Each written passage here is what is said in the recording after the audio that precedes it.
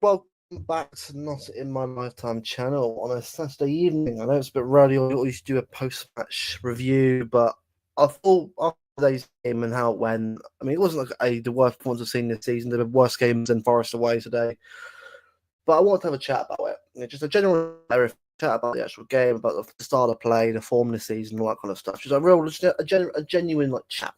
You know what I mean? And now, obviously, I'm not going to Alf coming on in a better stream, so it won't just be me on stream today. We have other people as well. But I want to have just a chat, with people and that, and see where we're going. I mean, I've been watching LB stream, or watched the panel show with Steve, Jacob, and Daniel on today. I also watched Trick Kelster and Matthias as well. They were on as well. I haven't watched everyone else yet, but they're all saying the same things that I'm saying. Really, it's been a genuine frustrating season. Like, not necessarily the trophy. That trophy is always great when you get them, but with one thing about football I've always found is we will win trophies or being in the hunt for trophies. It's playing a good style of football and playing well and winning games consistently, even getting results consistently.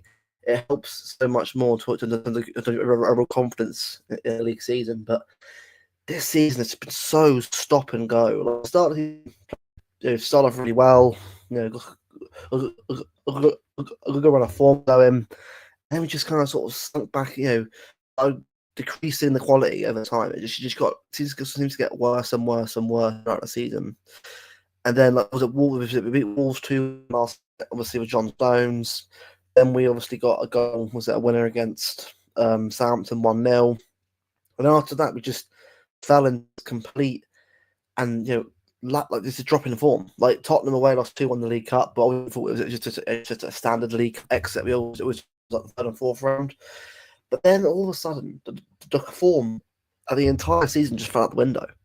And since then, even when we won winning 13 or 14 or whatever it was, going back from that, we've never to even get a run of form. It's like a game that was a win most of the road and another loss or draw.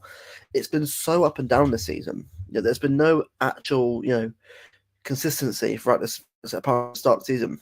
And that's been a real reason as to why we're still struggling now in the March. Like, is it our ninth loss now? Like, loss now? It just feels like we're going nowhere here. And is Pep really learning from his mistakes? Like, I know our squad is injury-ridden, obviously in defence, centre back and that, but is he really learning from mistakes into how playing going forward? Because it's clear that the good moment can't do with playing the way we're playing right now. I feel like Haaland is just isolated now. He's just can't seem to play at a level, or he can't seem to get the service that he deserves of some of that quality. He's struggling so much. I just feel like we're wasting the best striker in the world. And today, another game today, where we just felt like he was getting no service whatsoever. And it's not changing at all. Like, you might get the odd goal. Like, to get 20 league goals, was it, in a game he's played with the lack of service he's had all season? It's remarkable. And we could be playing so much better if we just switched up the play. I'm not asking for Pep to completely compromise his morals, but there is still a way you can play attacking football without losing that control. Just playing the wingers for me are also the key as well. Obviously today they were kind of like held up today by Forest. Forest are up in today, but actually defended it well. The lack of service in the box was just beyond a joke, and I don't know how this is going to how Pep going to learn from mistakes this season. I don't know. Is the attack he's playing the same players? It's a lot of favorites team now, and it just feels like we're not seeing much change or an actual genuine, real desire to switch up. Now, again, I'm not saying Pep out. I'm just saying that we've got to question everyone situation, like, especially where we are right now. Look, league's gone is what it is. Trophies, obviously, it's obviously a hiccup to go for, which obviously it's still something a lot of play for the season. But we've got to be real about where we are and be real about how we're going to move forward and how we're going to actually get better. And to me, that comes down to the manager and also the personnel that we've got available in the squad. Big up Formidable and big up Spartacus. Everyone really well. I know you guys were asking the chats earlier on the other streams, but you guys both doing pretty well. She's obviously joining me tonight. Yeah, I asked a question earlier on today. on Twitter, and it's got quite a bit of traction. It's got like 7,500 people viewing, people obviously giving their say as well. What is Phil Foden's best position? Because I've asked this question on Twitter now. Still, surprisingly enough, I actually got a good amount of people watching it. Actually, a lot of people didn't actually. Instead of people having to go at me for asking that question, a lot of people actually agreeing with me. So that's a rarity on Twitter these days, I tell you. But yeah, that's the thing. Where's the consistent lineups, and also what is our best team, and where does our best players play? Not the best game. I think we should need midfield three of Nico Foden and Mission Invisible. We do. That as part of this, I agree completely, bro. Yeah, no worries. I'm going to send out the link now, and I'll just send it now. Alf can join. He's doing a watch along right now. I think it's the Belgian game. I've watched it everyone, but it's not a big game event, so he'll probably join us now. People, but yeah, it was a good game today. It was set up all wrong. It wasn't what it should have been. It should have been different. I don't know why since Castle, Pep's refusing to actually give Mamouche a chance. Well, no, he's giving a chance, but why he's not playing him consistently? Like against Newcastle, we played a way that was really, really good and should have been played before, but haven't gone back to that ever since. Why is Pep so unwilling to go with something that works? Like Forest at home and we won 3-0 before it was lost to Juve and that. We played a really good game of football, and for some reason it just regressed back to that style. I don't know why we're doing that. Why we can't play a consistent team, a consistent 11. I get who's happen. I'm not saying that they don't, but why can't we just give these players a chance? Like the other ones, like 11 is Eddie Nunes, Christoph, Diaz, Josko, Nico Foden. That's probably why I'm playing for, mate. Yeah, I agree on that. I think look, Kev. We don't know Kev, but for me, the quality of Kevin De Bruyne isn't gone.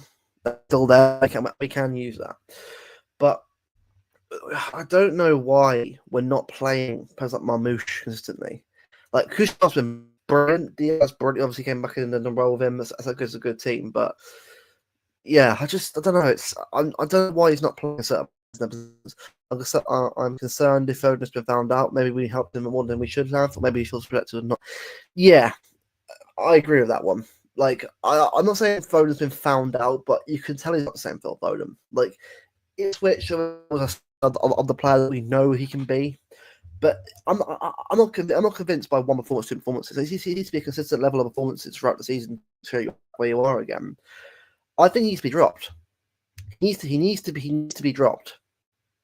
And I don't think he has it right now at the moment.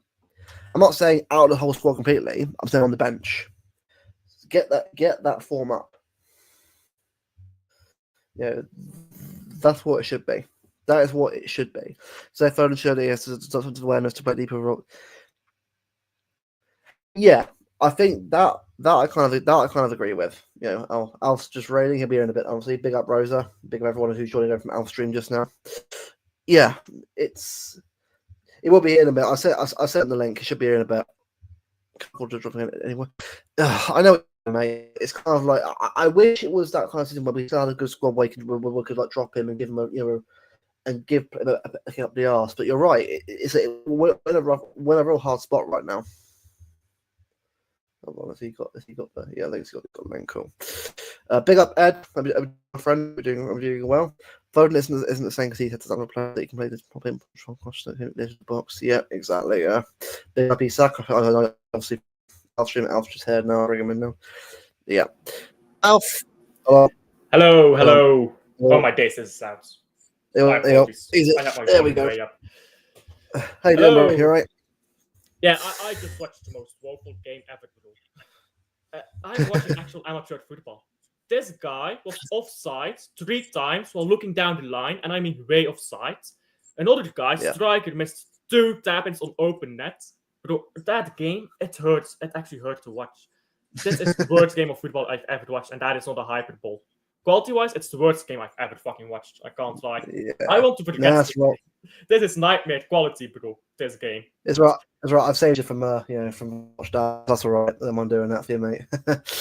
Yeah, but I'll be to chat about Foden. Sort of chat about him. Obviously, go down else in a bit as well. The thing is with Foden, right? Foden for me isn't an issue in this team. He's an issue himself, but Yes. I'm not saying he's look obviously finished. He's not finished. There's still a player in there. There is. The problem is he's out of confidence right now. He ain't the same player he was last season. But look, then again, last unbelievable. Even I said just play a good level consistently going forward, and you can start seeing that form more and more over the years. Problem now is that he's playing when he shouldn't be playing at all. Like, why was Marmoush on the bench today?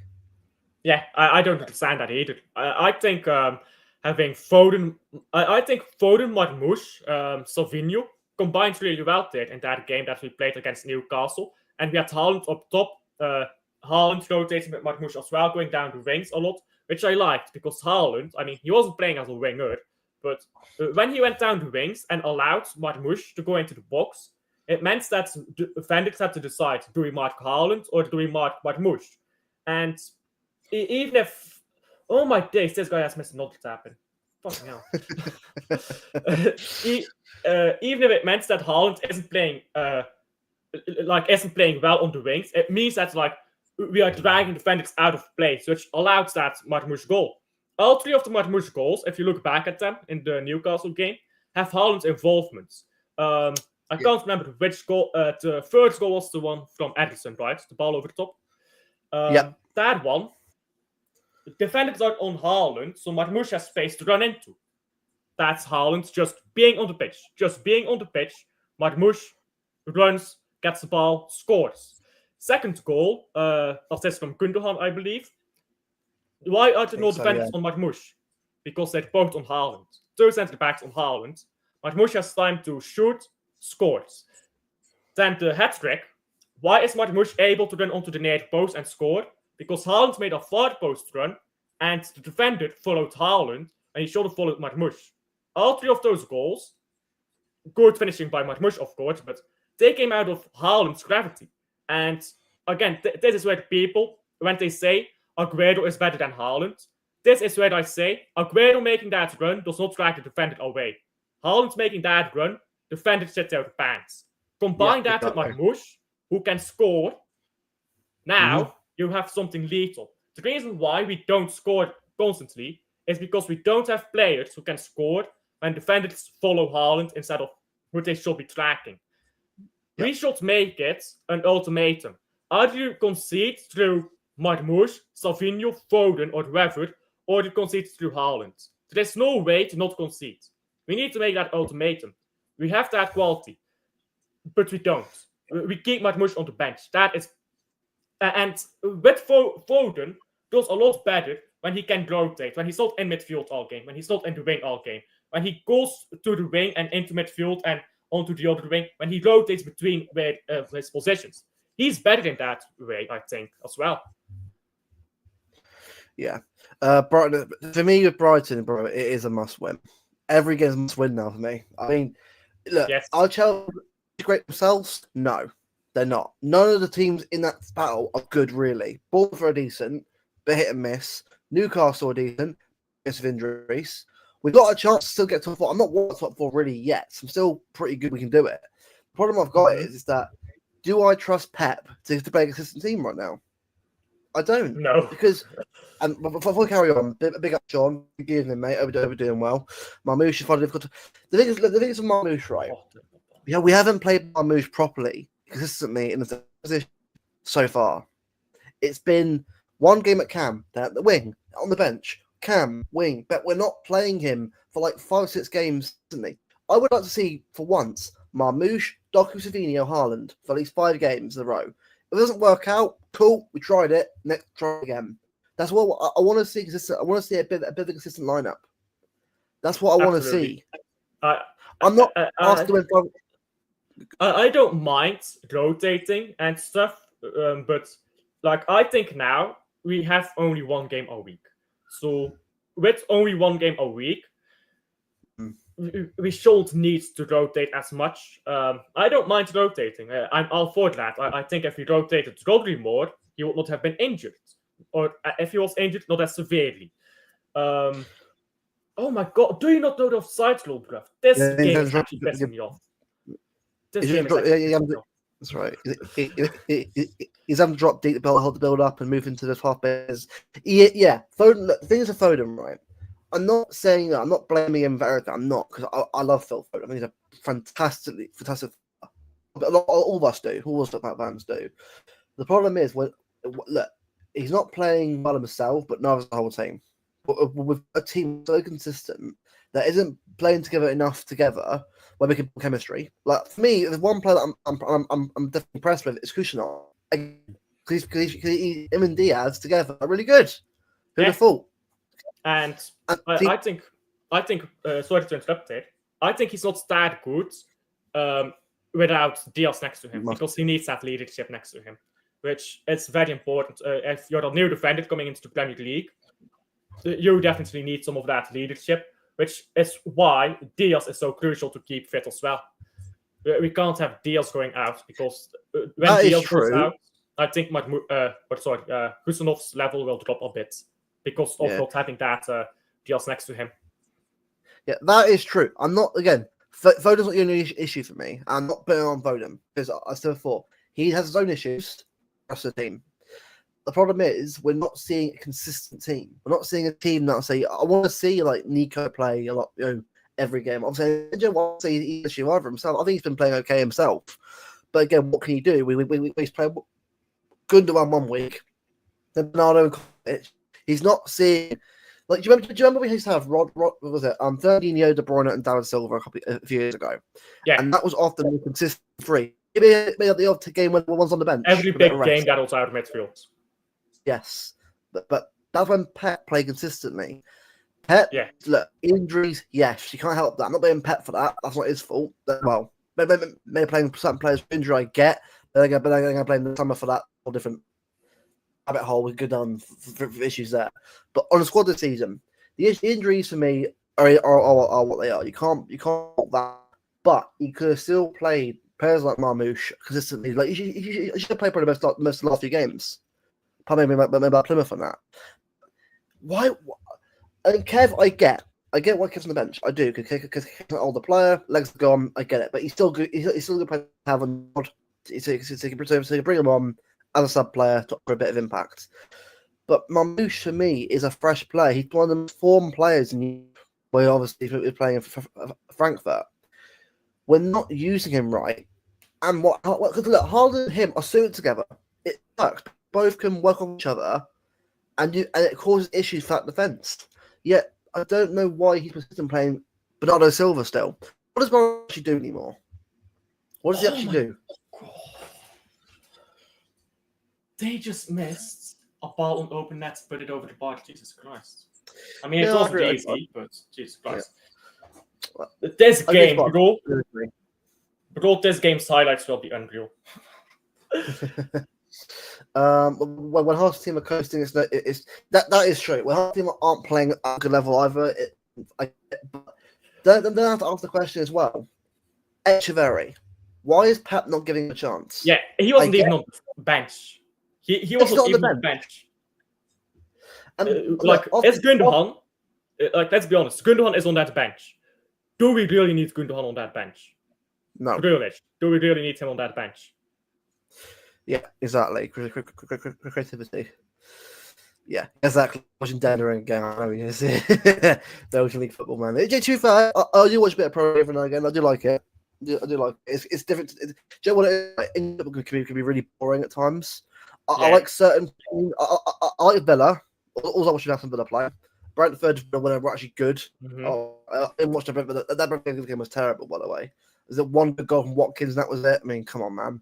Yeah. It's a lot better from, you know what I mean? But I watch more European football than English football now, because English football can be really boring, depending on who you're watching. But we used to have like players on the bench that come on. Like, and Echeverri for me is an unknown player.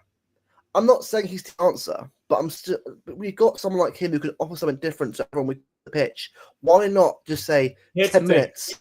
Here's the thing to your point of the like, you can say he's not the answer. You can always say, like, people can say Echeverri is not the answer. Well, playing the same players who are not doing the job is also not the answer. So even if Echeverri is not the answer, give him a chance to prove us wrong. Because doing the same thing over and over isn't going to change the results. And constantly changing the lineups every week with Bernardo Silva, who's just not playing well, that's also not making sense to me. For me, yeah, with your point earlier of consistent lineups, what I think about is the treble season. We literally played the same lineup in every Champions League knockout game, except for the one game where we had an injury, which was Real Madrid at the Bernabeu. Yeah, exactly. Yeah, I think Foden. Well, Foden for me, right? The term world class is a very hard thing, in my opinion, to achieve. One great season does not make you world class, in my opinion. I think Foden is on the pathway to being a world class footballer, but you've got to do it every year at a high level. I think for 2 or 3 years at a high level consistently. My apologies. Before we carry on, right? Man City fan, I've seen your comments, mate. We're not panicking. We're not frustrated, but we're allowed to talk about the game. Just because we were in League One years ago does not make it any different now to complain about the team. Look, again, you're entitled to your opinion. We all are. But no one is saying whatever you think you're saying. Here's the thing. When we were in League One, fans were very angry. And I know for the fact that fans were very angry because my grandpa has been going to, my mother's side, has been going to Man City games since 1962. So I know for the fact that Man City fans were angry when we were in League One, because he was very angry when we were in League One. So saying we were in League One a while ago, do you think we were happy to be in League One? Look, just because me and Alf weren't there, I'm not going to pretend that we were. We're not. I wasn't even old enough, mate. But the fact of the matter is, where we are now is where we are now. If we get relegated to last time, we'll still be here. Yeah, because we're fans. I mean, and we'll still be a critical team because at the end of the day, right? Just because what we were years ago doesn't mean that you don't judge the team what they are right now. We're not asking for something. We know where the team is right now. We're fourth, look, maybe fifth. Chelsea will probably play against Leicester. Leicester is shit. Let's be real. But look, it was elite. It was elite. Foden was good, but to be honest with you, right?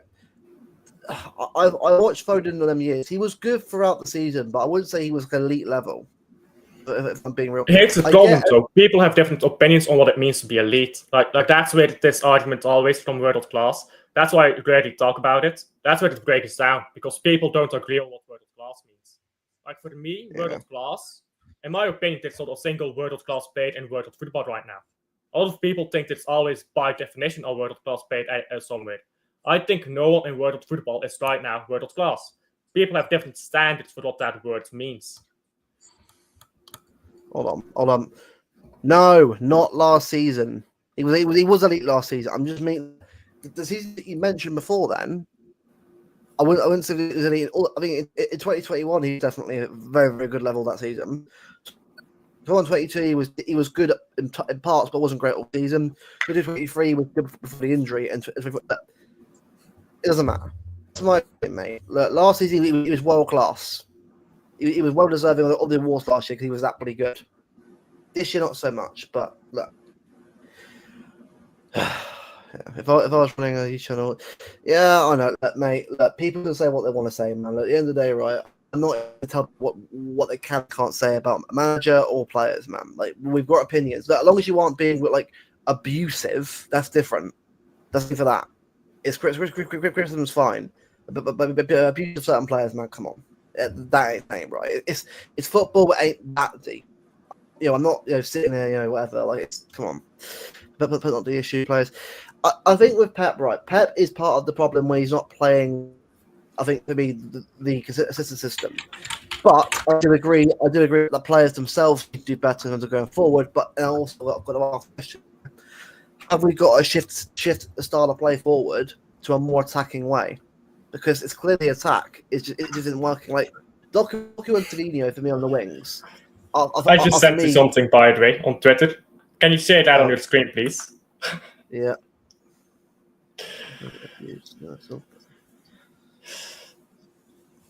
Hold on. Yeah, I agree, that's sealed, but Again, I think that's continental culture against Great Britain culture. I think it's very different as well. Like they place a lot bigger emphasis on like players are from our city. Like they do that over here as well. But I feel like over here, the Kuiper plays a board game.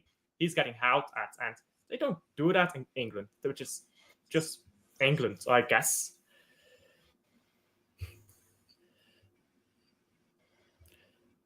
Okay, I saw this meme today. They can't laugh. It's just a meme, by the way. It's not actually a serious thing, by the way. But that I will say, I think people can agree with me on this. Ronaldo still shouldn't be playing this much overall. He's been one player. Look, this is the thing, right? Look, we just have bad luck with one. Yeah, I know. Look, it's your opinion, mate. It's your opinion. I'm not going to tell you or not, mate. But everyone's got to observe, and that's what we need to start doing in the fan base more. It's opinions. It's a game of opinions. We're allowed them. That's how it should be. Combination of injury, poor form. Yeah, look, it is a combination of a massive amount of issues that have been, that have definitely, contributed to it. It is a lot of things that got against this year, but it doesn't mean you can't be critical of things that are out of control. For example, the defending on certain positions, like Formidable. Look, and I love Cavadio. I love Cavadio. Big Irish, she's a Cavadio fan. Also, am I. I love Oscar Cavadio, but today, that defending for that goal was terrible. Again, am I blaming Cavadio overall for that game being a part? No, because again, this chat is wild right now. Gvardiol let me say this. Gvardiol was good at that game, but he had one Bozo moment. In that game, and that cost us. But say it as it is. He had a Bozo moment, and that cost us. Dembele has just considered a penalty, by the way. Don't think that should be a penalty, but still scored it. Is Ito taking this? Oh, I bet he misses this. I hate this guy. I bet he misses this penalty. He will miss it. Watch. This guy, I hate him. No. Gvardiol is a good player, but he's overplayed. He's tired. He's getting pressured a lot by poor midfield play. And we should have scored the goals, but we didn't create anything because Pep Guardiola's tactics are dysfunctional right now. Oh, he scored. There you go. Genk sink out or win. Lucky bastards. They sink out or win. This, by the way, Steve, you are right. Fernandinho will be a massive. I said to this on the show yesterday, on our show yesterday. Fernandinho will be a massive help for the mentality. I think we've lost it. We need to get that mentality back in the team. I think certain.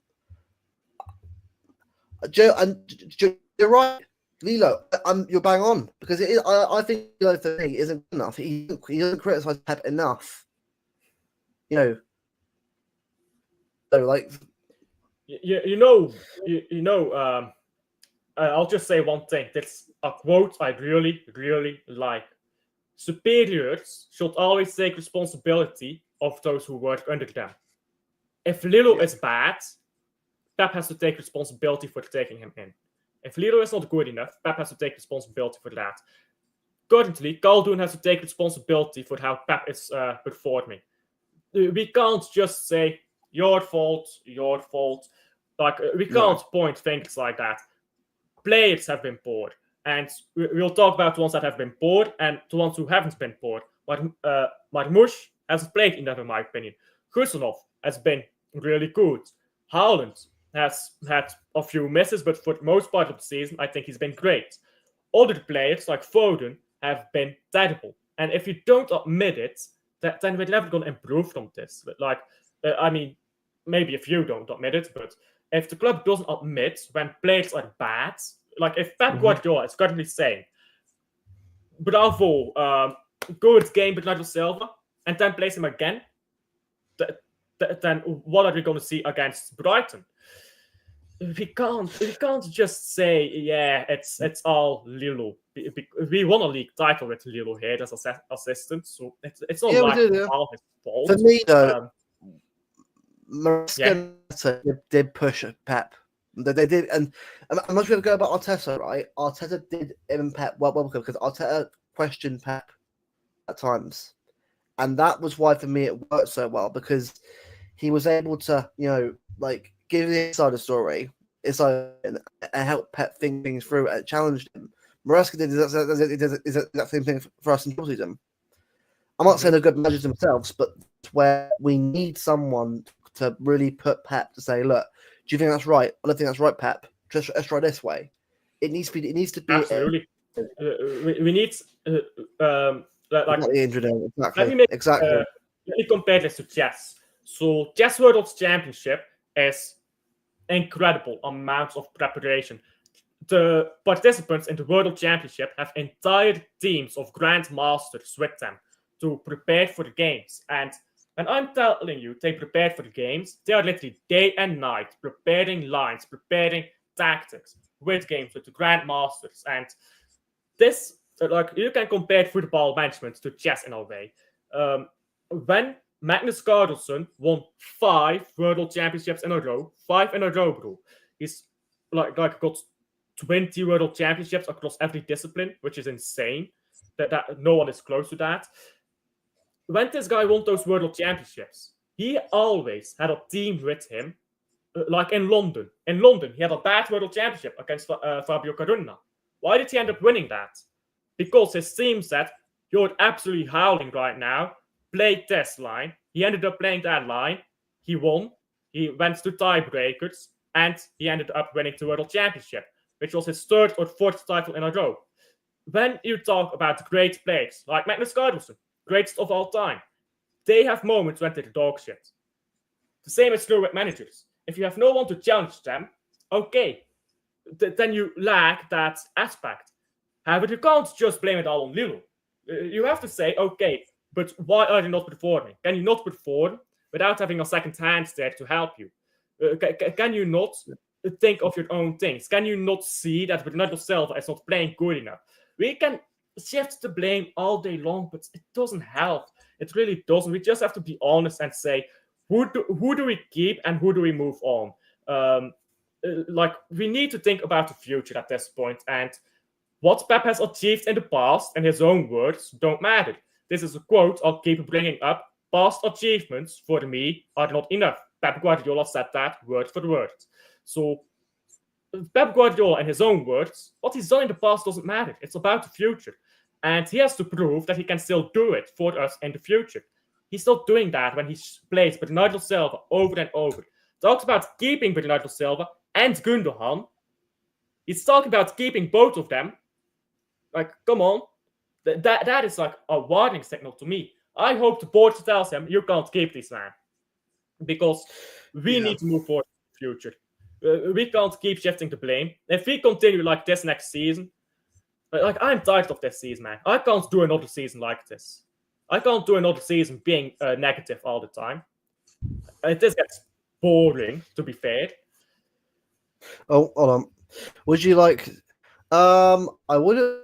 I think Iniesta for me. I think Xavi's been a manager already, so I don't think it would be a bit weird to have him as assistant manager. But I think Iniesta and Fernandinho will be brilliant for that backroom because they've won stuff. They know what it means to win. That's assistant manager room right now. That's true. Yeah, it's sensible. Yeah. Steve, you're right. It's going to be a summer where we need to be brutal. The summer on who needs to go. For me, with Gundogan and Silva, right? Bernardo's for me, right? I don't mind them being squad rotation players, but the problem is Pep gonna? Before we carry on, I've got Mateosin been on watching yesterday. He's joining us now just to have a chat with us. Big up, bro. How you doing? I'm good, man. How's everyone? All good. All good.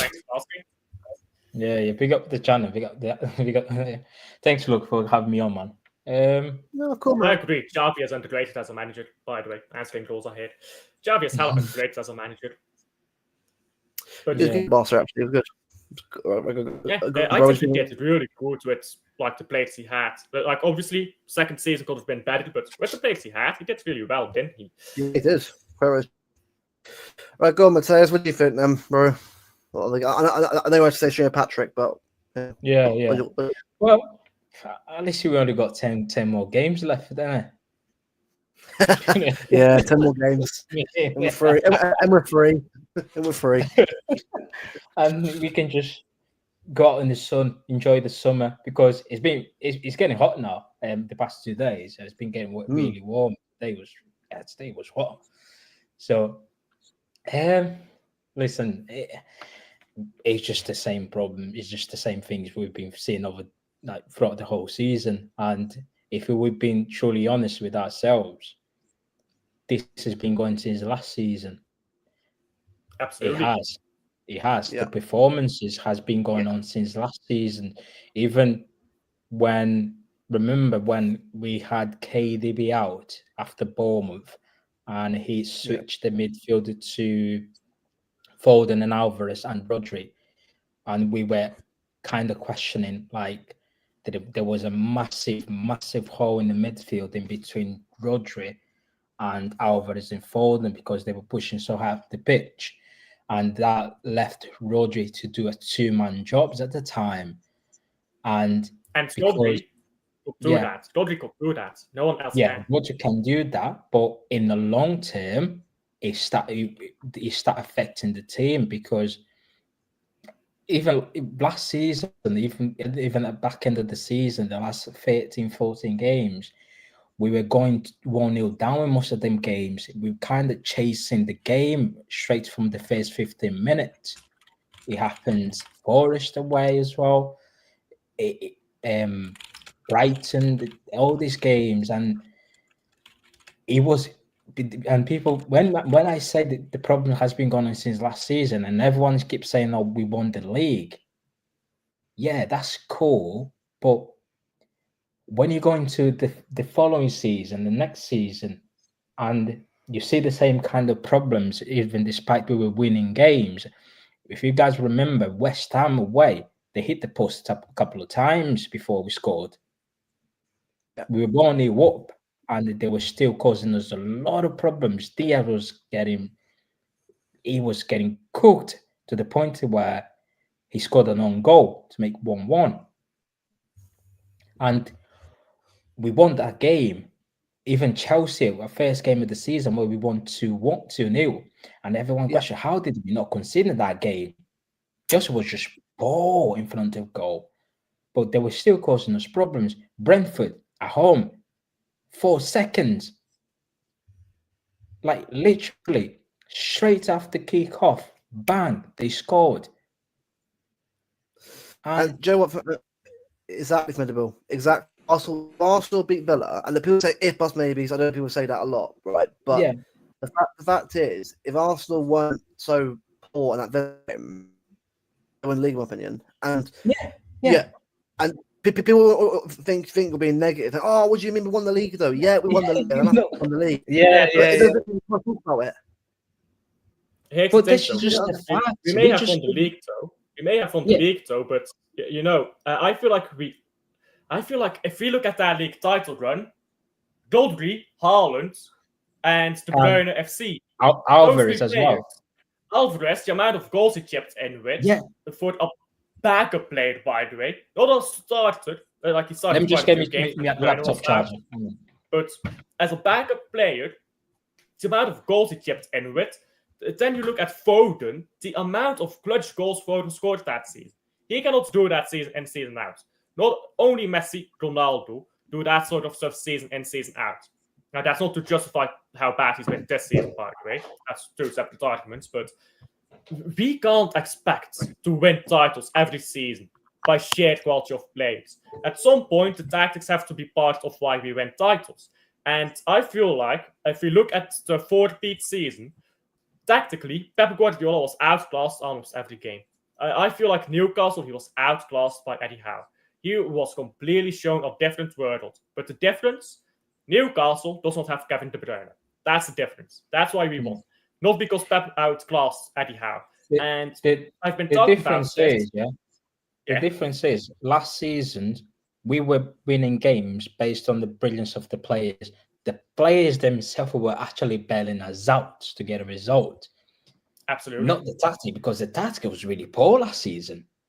Absolutely. Like we I've had said, Walker playing wing, like right wing at some point, yeah, he because was we doing didn't that have any half wingers. of the season. Yeah. And obviously, we had that fear factor. This season, no one fears Man City anymore No. because we're so easy I to feared play watching Man against. City. Oh no, we as a fans, we fear the team because we saw it. And the problem is, yeah, ever since this system that Pep is trying to implement, it simply is not working, because when you've got a system, yeah, your system has to get the best out of your players or the players that you have. You cannot ask your players to get the best out of your system. Yeah, because let's go back to, tell me, there's a few games that we actually played well. You can name it. Forest at home, Chelsea at home. Yep. First half against Spurs. Mhm. Second half, we just look a bit of shadow of ourselves. First half against Spurs, we actually look quite all right, to be fair. That's cool. Yeah. And when we play those sort of games, we had double midfield. I think that Chelsea, we had Gundo and Cover. Spurs, we had Nico and Kovacic. If you look at those games, what he went with is runners in behind. Marmoush, Savio, Haaland, these are players that they are happy to run without the ball. They don't need the ball to actually cause a threat. As long as you put that ball, as long as you put that ball long into them, they will cause any sort of problems. We've done that against Chelsea, worked even with Nunes going forward, Vardy and whatnot. Yeah. The very following games, it changes. He does change it. Let's go back to possession football. Let's bring on players that will keep the ball, the likes of Bernardo Silva. Newcastle, we did this. Yes. You know what I think it is? Newcastle, we don't say, play long ball, a ball over the top, because they're going to press us. What happened is, well, against Newcastle, my favourite player, Bernardo Silva, wasn't there. Let me bring him back into the following game against Madrid. We got battered. Watch Marmoush today. 3 runs. He was pointing at Bernardo Silva. Put the ball in there. Put the ball in there. What he done? Touch, another touch, 360 backwards. Yeah. Absolutely. You know what I think he changed it as well? Sorry, bro, but Bevo's actually ill, by the way. He won't actually be back on midweek. He's in dodgy monsters, bro. He would be here otherwise. Come on, man. Come on. If Bevo is watching, get well soon. You know what I think we changed up constantly? And this is so important by Pep, but what I think he does is he changes it because he wants to get confidence back. Then we win a good game, and then he's like, okay, confidence is back. Now let's go back to old. Let's go back to what we used to do. And that's what I think he's trying, and it's not working. I think he just needs to realize this is not a confidence issue. There is a confidence issue there, but the whole issue is not confidence, it's quality. And we can't play like old Man City. Like, we simply don't have the players for that. If you look at our midfield right now, best case scenario for our midfield, tell me if you disagree, is Nico Gonzalez, De Bruyne, and someone else said to be the 8. Whether that be Lewis, Kovacic, or someone else. And then we have Marmoush, left wing, Salvinho, right wing, and Haaland up top. And De Bruyne, that is best case scenario in the 20 minutes that he can play. Because after 20 minutes, he is dead. We cannot play like old Man City. We simply cannot. There is no quality there. De Bruyne has 20 minutes in him. No more than that. Honestly, I remember the Real Madrid game where people were raw dogging De Bruyne for that performance. I think in the first 20 minutes, we were great because De Bruyne was pumping. The moment De Bruyne starts getting tired, we fall off a cliff, man. It's so obvious to see. Because, I think De Bruyne is because just Yeah, because we're So, going with the midfield too, that they can't play the ball forward. yeah. Foden is not a creative midfielder. Foden is someone who likes to get in the box, waiting for the cross so he can shoot or get a ball in the back of the net. He will not make like a 10-yard pass or 20-yard pass. He doesn't do that. Bernardo Silva doesn't do that either. Bernardo Silva is someone for short passes, keep the ball, keep possession. But when you've got runners, player that likes to run in behind, Bernardo Silva is not the type of player to have him behind them because he will never play that ball forward. Have you guys noticed that this season, Haaland stopped making runs and starting dropping deep just to touch the ball? Yeah, Just I have- said that at the end of last season. He actually did that against Fulham at the end of last season as well. He stopped Why doing are we that. not? We've got a superstar up front, a giant, and we're not playing to his strength. Why? It's shocking, isn't it? That is true, by the way.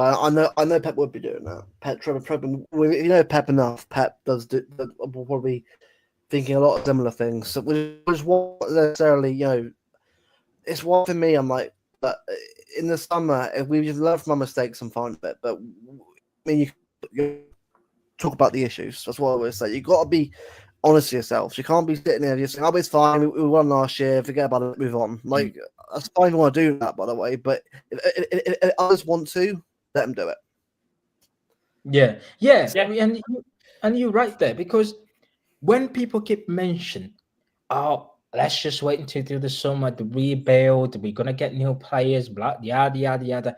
It's fine, but at the same time, yeah, Pep still needs to get the best out of these players because it's okay to have 4 or 5 players in your squad having an off season when it's every single one of them from the goalkeeper to the striker.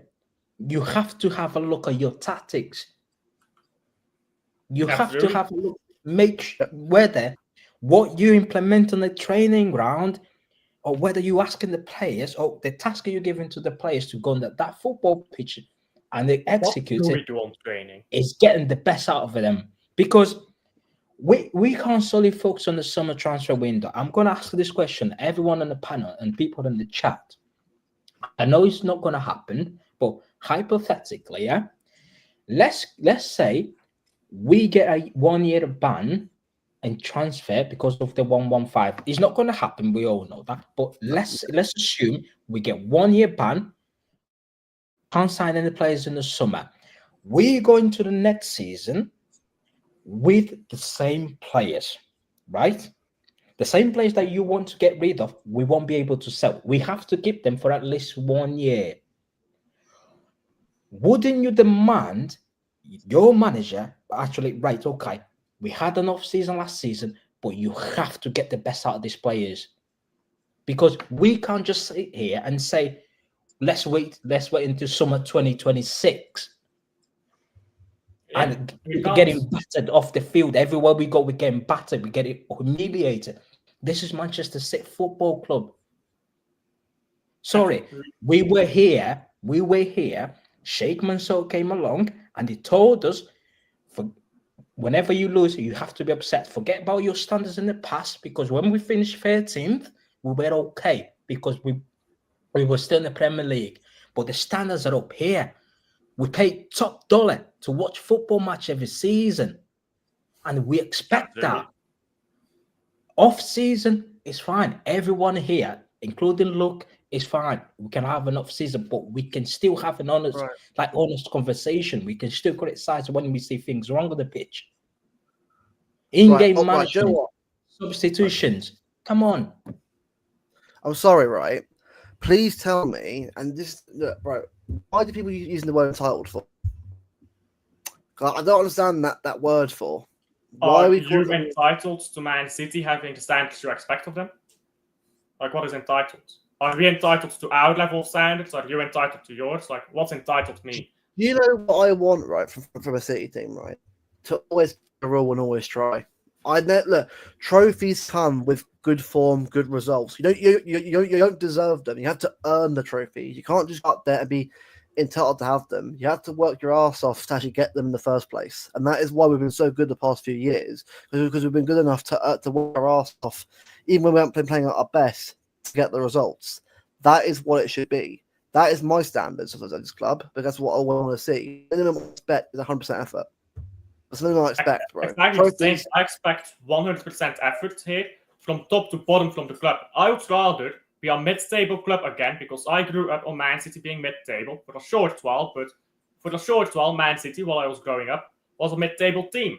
And I was happy watching Man City because we tried everything we could. The board tried everything we could, the manager tried everything he could, the players tried everything they could. And okay, they weren't the quality to win trophies. I had no expectation of winning trophies.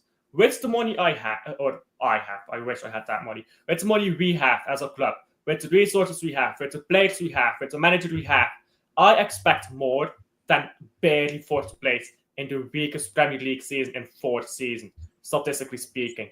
Statistically speaking, this is the weakest season in the past 4 seasons in the Premier League. If you look at total points tally right now to be in top 4, it's kind of tragic. If you look at the relegation side's points tally, it's tragic. If you look at us last season, grab out points tally, this points last season, we will be at the same points tally as Liverpool or 3 behind. I don't remember the exact, but we will be right there about with Liverpool. We have dropped off immensely, and you can't just justify that because we were good in the past, or because we were bad in the past, either or. Because here's the thing, and then Luke will probably go because he's been silent for a while. We are Man City Football Club, and you can say we're not a massive club.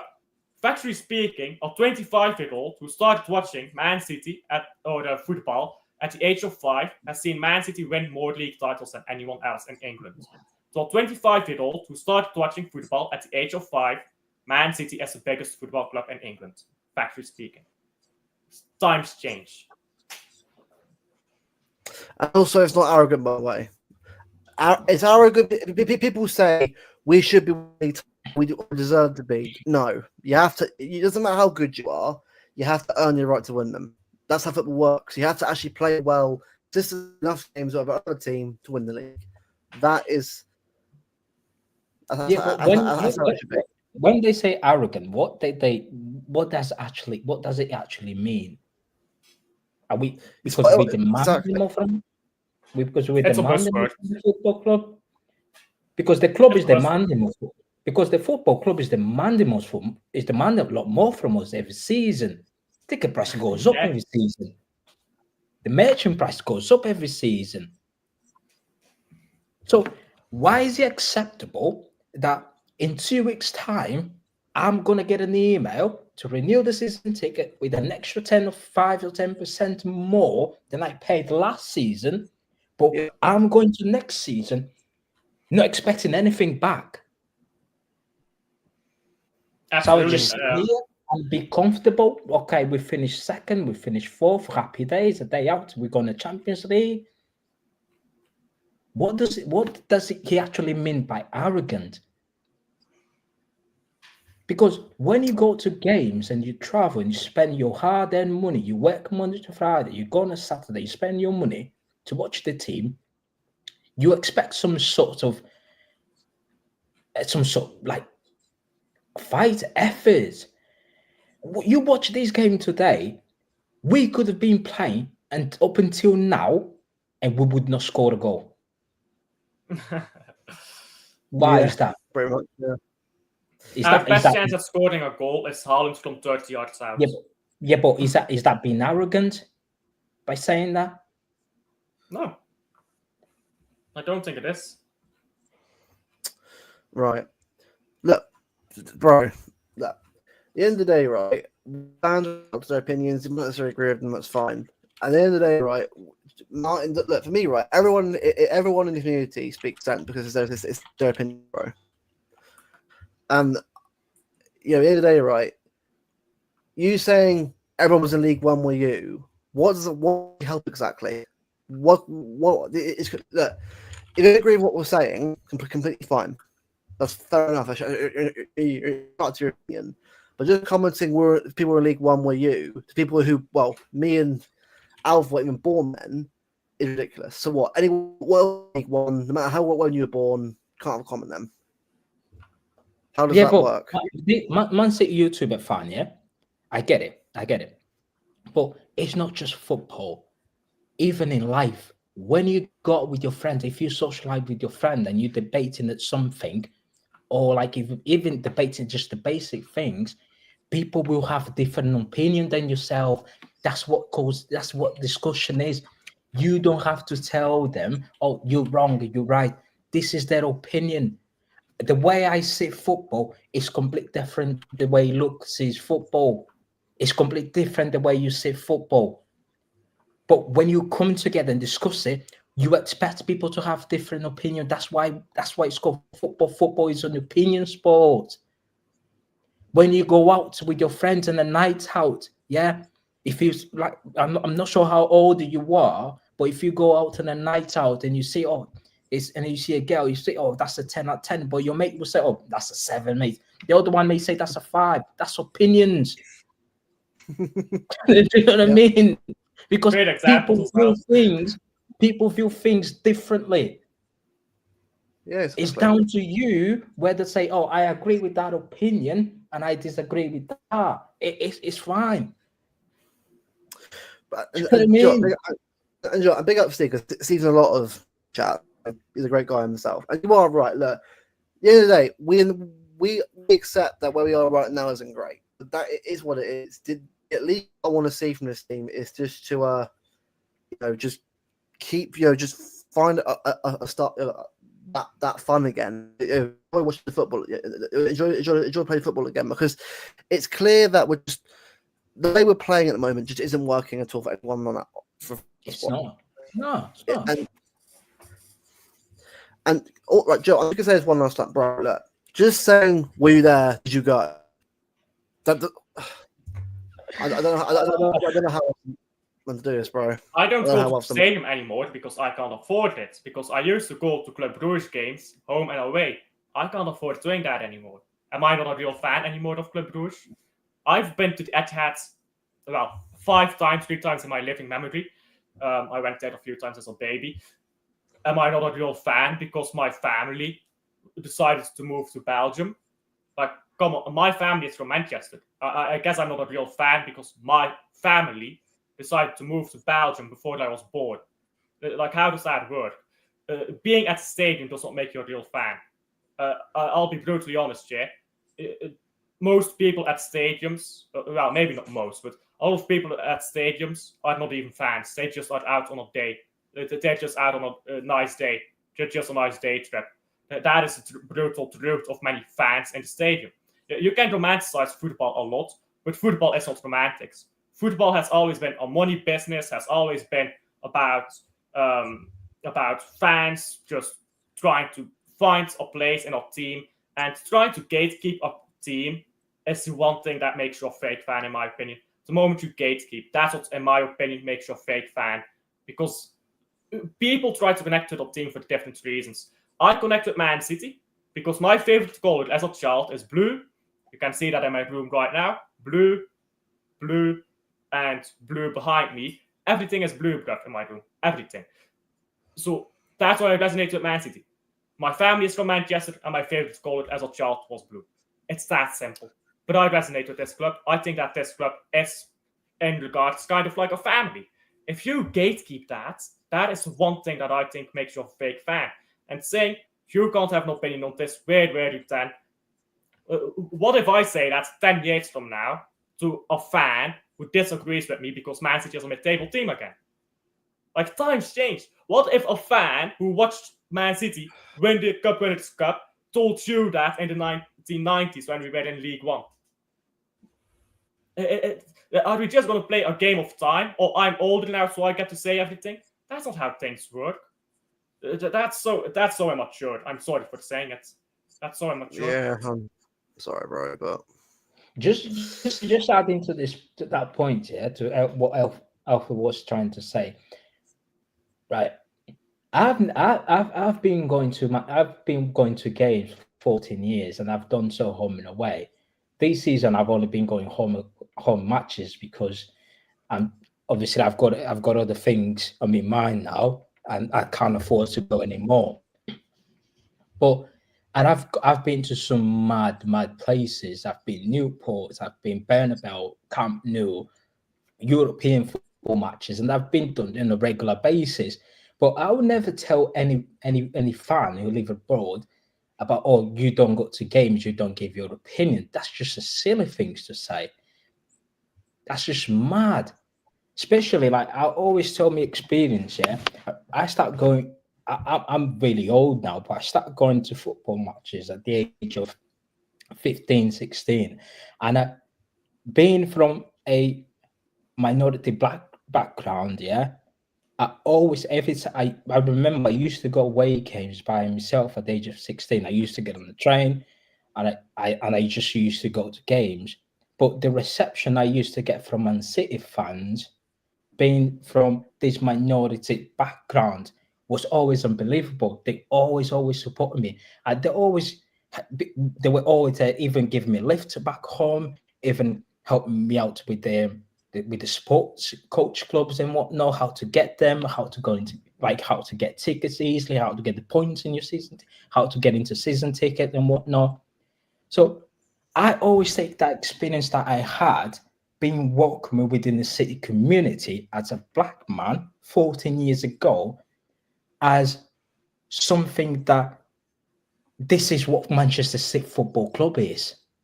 Yeah, it doesn't matter where you're coming from. It doesn't matter where you live. I don't care. I literally don't care whether you live 10 minutes outside the Etihad or whether you live 100 miles in another side of the world. If you support Man City, you're a Manchester City fan. I'm just going to say quickly, bro. Unfortunately, I've had to get rid of. Look, at the end of the day, right?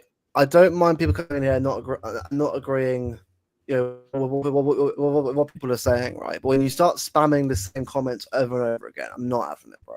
I'm not. Like, That's just you're perfectly entitled to have your opinion and you know, and say it's, look, I know I'm not old enough to know stuff back then, right? But that's the case, then everyone who's screwed then, that mentality. Unless you were born at a certain time. So look, I don't normally do. The problem is with that is no matter what you say to someone like that, you're gonna win. It's So like talking for a while. Exactly. So anyone in the chat is a bit surprised at that. But sorry, most time that will never ever happen. Most time, but if people start spamming comments like that in the chat, I'm not interested in talking to people like that. Like, I'm all for opinions. I'm all for, you know, it's a great, but interested in spam people being rude. But yeah, that's but don't take it personal. Don't take it personal. I think because at the end of the day, we will always have different opinion, but the end goal is the same. We want Manchester City to succeed. It's just simple as that. And we will always give flowers to these players. We'll always praise the players and the managers when they do so. When they do well, we always come in here, all happy faces, we always praises. But when we see a problem that is continue to happen, you as a fan base, you have to have the ability to start questioning things. You can't just be, oh, it's fine, everything is fine. Yeah. You have to have it's like life, yeah.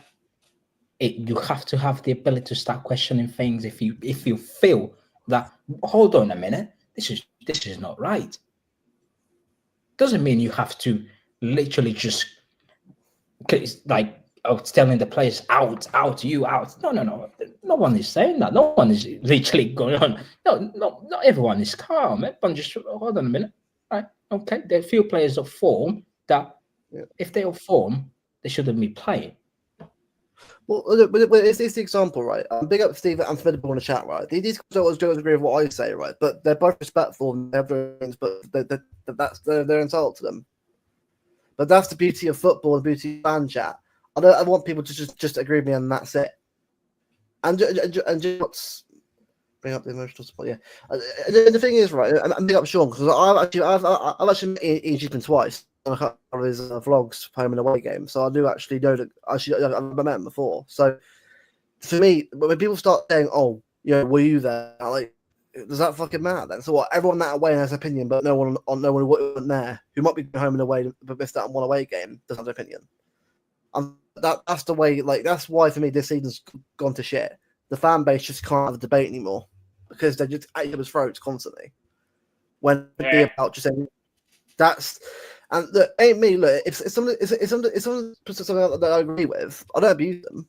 Say that's your opinion. Yeah, You're entitled to it. I don't do. Yeah, I don't do either. It's like it's opinions. I'm like, bro, it's like the whole, like, say for example, with you, Lucky, you know my opinion on Edison. People come to me and just defending him. Oh, he's a great goalkeeper. But for me, I've given you my opinion. I just don't think. But at the end of the day, I try to understand why people see praising him and whatnot. But I would never go to other people and say, "Oh, you're fraud. Why are you supporting him or why are you backing him?" Nah, that's just wrong. Flashy, bring it out. Flashy. Yeah. Big up to Rosa. She baits this for me. She baits this. I found this for a long time. Yeah, but just one thing I want to say. Yeah, look, just in regard to this whole squad, and I'm gonna be really, really honest. Yeah, going to the summer transfer window. Yeah, the very first key area that we have or is a must to address is the fullback area, both sides. Yeah, absolutely. Not just the right back, both sides, because 2019 was the last time we've signed a fullback. That was 2019, and that was John Cancelo, and that was a sub deal with Danilo. We gave Danilo to Juve plus 20 or 30 odd mil. We got Cancelo. 2019. That was 6 years ago. Fast forward 6 years, we got rid of every single fullback we have at the football club, and we got in 6 centre halves. And we've been shoehorning centre halves to play fullbacks and midfield to play fullbacks. That takes the quality in the long term.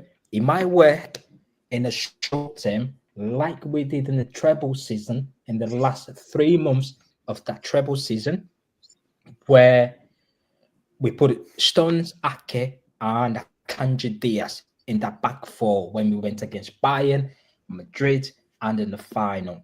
In the short term, that can work. However, in the long term, it doesn't work because, especially when you've got wingers the likes of Xavi and Doku or even Jack Grealish, you have to provide some sort of support to them. And by support, I mean fullbacks that can read the game and they know when to go inside and when to go on the outside to overlap to make some crosses in the box. Vardio, every time a winger has the ball, what Vardio does, stands outside the box, receive the box, pass to the midfield back to the defenders to the midfield, go on the other side is the same, defenders, midfield, side to side.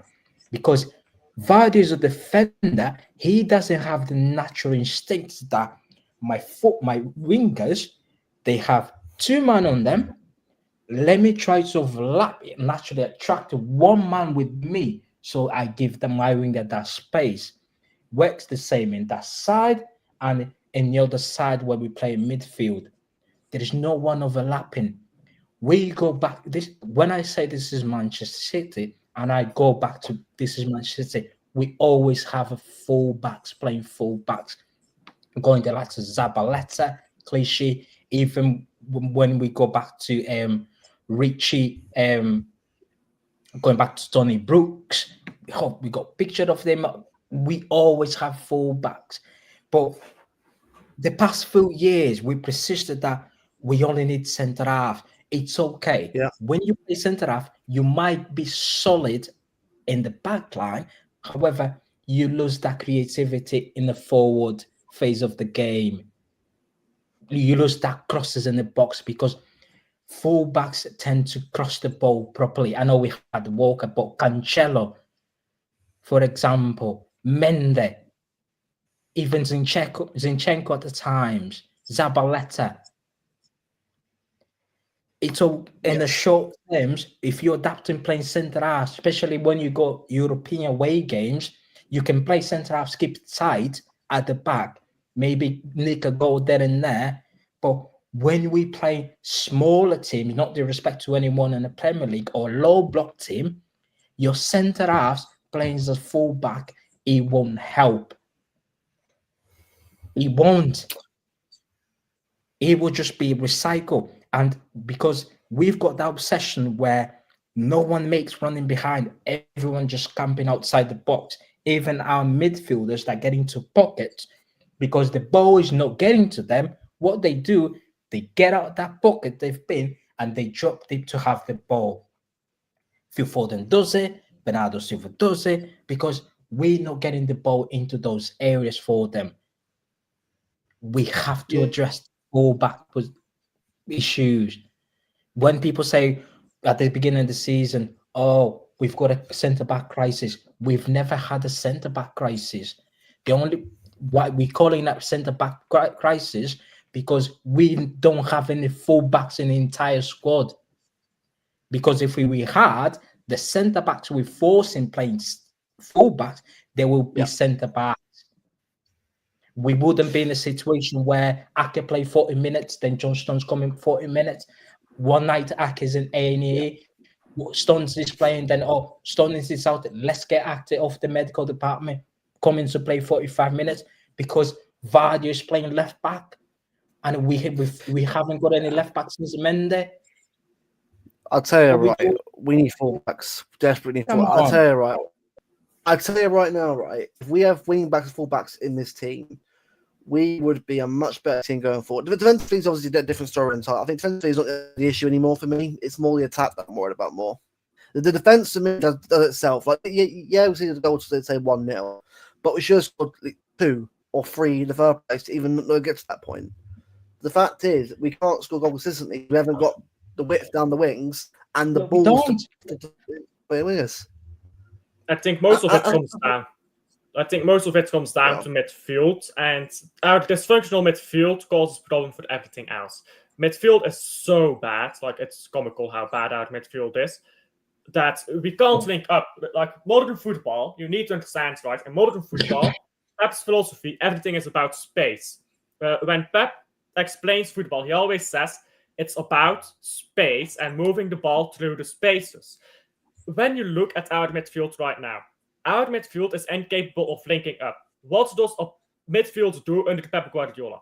It links up, and we don't do that at the moment. Midfield isn't linking up with itself. Our defensive midfielders are left stranded and can't link up with our attacking midfielders because they can't communicate, especially when you have older ones there. But Bernardo Silva is not linking up right now with Foden when they played together. That was not properly linking up. Foden had to drop deeper to meet with Bernardo Silva, or Bernardo Silva had to push up farther than he wanted to try to get a ball into Foden, and he lost it 9 out of 10 times he did that. We are not moving balls through spaces accurately. I don't mind having centre-backs as full-backs. I would prefer having Theo Hernandez and anyone right back, really. Anyone right back.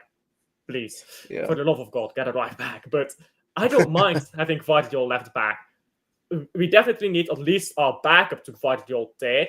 Or we bring in Theo Hernandez. That's my solution. Hernandez left back and Gvardiol goes into centre back. But the main problem is, and this causes the problems everywhere else, is midfield. Because we are not linking up right now. And if we have fullbacks, that can help. Because proper fullbacks, can link up with the attack themselves. They will overlap. Our midfielders have been playing right backs. Yeah, absolutely. Our midfielders can't do that. Rico. Oh, no. Do you guys think Rico has a future at Man City, by the way? Squad player at best. Being real. No, listen. Yeah, go on. I like Rico. I do like him. I think I thought the effort he put in And he's been a good player for us the last couple of years and sort of been a good squad player, just provided important goals in Europe and that. And also, I'm not going to guess. I think he's probably one of the last players I'd sell out the ones that need to go anyway. Yeah, but where does he play though? Where would you play him? Because is he going off to play right back?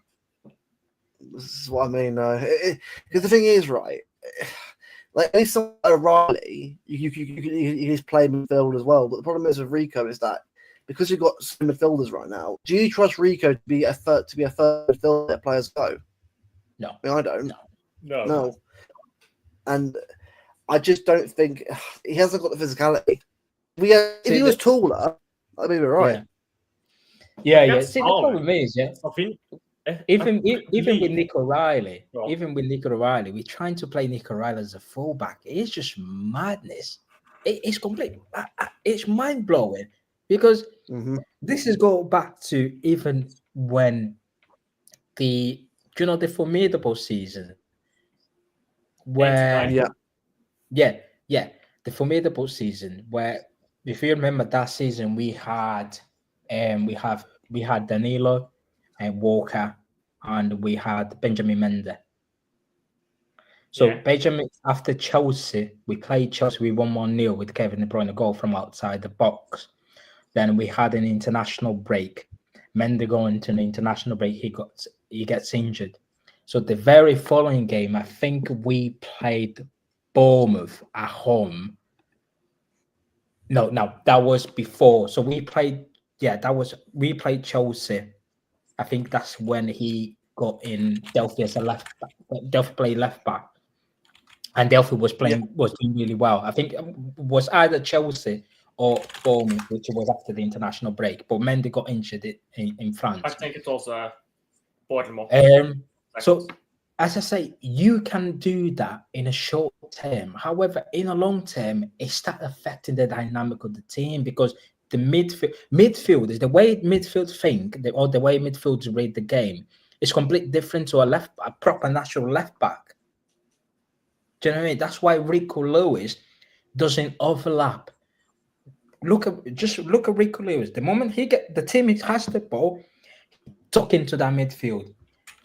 Even if the right winger got so much, even if the right winger has so much space for him to overlap, just occupy that space, he will never go in there because he's not a natural right back.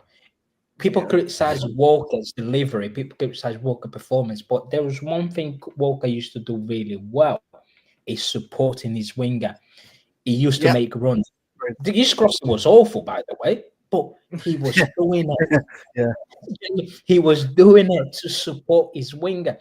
But we missed players like that. We missed it massively. To be fair, his crossing was awful, but he did get a cross off once in a while, and it looked great when he did. Yeah. But there's one centre half, and that when you play left back, he does really well and gets the best out of Jack Grealish, and that's Nathan Ake. Nathan Ake is one of the smartest footballers I've ever seen. The way that sometimes I when I watch football, I completely watch football different to a lot of people. I just watch sometimes, even because I sit in the south stand and I've got the awful vision because my mid sit is like level 1 behind the goal, and the goal post is just in front of me. Sometimes I don't even know what's going on in the other side of the pitch. Do you know what I mean? So what I do quite a lot when I'm watching football, I watch the way players are reading the game, and sometimes I look at Pep to see Pep's reaction, what he's doing in the technical area. And every time I watch Nathan Ake, that guy has his brain of how to read the football match is just insane. He's in the right place at right time, whether it's in the defense, in the attack. He literally knows where the ball is gonna go. Even when that's why he makes so many blocks over the line. It's unreal that the way the guy plays. He's a sick footballer, but he can't stay fit. Do you know what I mean? He's been to A&E more times than me this year, and I've broke my knee. Do you know what I mean? Yeah, I know, man. Yeah. I love the way Aki plays football as well. Yeah, I'm not sure if he's one of the most intelligent footballers. That might be a bit of a dose statement, but you know what I'll say, yeah? What Pep Guardiola loves is an intelligent footballer. Fernandinho was very intelligent when he played football. I loved watching him. He's maybe one of my favorites, not one of the best, but one of my favorite Everton City footballers, because I loved the way he played football. I just think the way he played football, there was both a touch of grace and intelligence in that. And Aki, completely different position, but I think Aki also has that intelligence. And I said in the treble season, he was our best defender, in my opinion, in that season. He did not make a single mistake. He was always where he needed to be. And I think Aki being injured constantly is honestly so sad. But what I will say as well is Pep Guardiola needs to be able to adapt to not having those players. And Yeah. doing that. Yeah. He also that's where the coaching comes in, because obviously he's got to coach these players at the same time, because it's okay when you've got a system that works when your tools are your main guys are in there, but at some course of this, at some point in during the season, your guys won't be in there, and that's where you kind of have to find a way and utilize how to get the best out of the players that I've got at my disposal. Because we're going to next season, Roger is not going to be fit to play every single game. He won't, because that knee surgery, we kind of have to look after him, especially the first half of the season. Do you know what I mean? Because the worst thing is the season starts, Roger in the starting 11, and 10, 15 minutes, he's down already. It happened with Kevin De Bruyne after the treble. Kevin De Bruyne didn't play a single game during pre-season. First game of the season, barely away. Kevin De Bruyne in the starting 11, 10, 15 minutes, he's down. And he's off he's out for 4 months, and we only see when we play Newcastle. Yeah. Do you know what I mean? Because he started him despite him not starting a single game in pre-season. But as soon as was the Premier League start, Burnley away, it was the Bournemouth, was Burnley away, under Vincent Kompany, Kevin De Bruyne is starting 11. 15, 20 minutes, Kevin De Bruyne is down. His hamstring, 4 months out. And we don't see him until the second half of the season. So with Rodri, we have to be really careful. Do you know what I mean? We can't. I said this, by the way. You can't just throw him in there, because the manager has. We can't play without Rodri. Big up, Martin. I was in my piece, leaving piece. This season we're not great players, and Pep turning away with the very France City. No, that and this is the thing, right? None of us in this chat or the panel, right, are actually being horrible and saying whatever. Right? I know you're not saying that at us particularly. I think it's more the ones that are on Twitter that are probably going a bit too far with like the memes, that kind of stuff. That's them. Then they're just people that look for likes and kind of stuff, nothing else. But the reality is, right, this problem I see fiscal. So it's not you, Martin, or anything like that. It's more people overall. Just it's been a real just toxic atmosphere. Like the fact is, right, I don't want to have to like get rid of people in the chat, right? But some people just come in there and just assume what you're going to say, assume what you're on about, and that's when it becomes a real negative, toxic place to sort of have a say it. It makes you want to doing it. So I know, and Martin, you're right. Look, the fact that we're fourth and still would have ever got quarterfinal despite how bad we've been is fair play. Like I'm surprised why she's asked in fourth fields, but I'll have a bad season. But it's one of those seasons where at times it just feels like it's just never ending, like up and down of it. But yeah, Martin, mate, honestly. The thing, right? People have a bit of Martin, people like yourself, Martin. Like you are bang on with it. At the end of the day, right? We are all City fans, still a silver on the team. That is never going to change. But it doesn't. As I said, we don't always sort of can allowed to have our say. Yeah.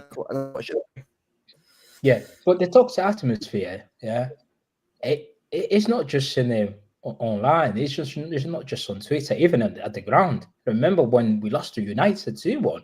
There were people fighting in the stands. There was big fans. Yeah, I remember that. I saw a video of that as well. It was crazy, bro.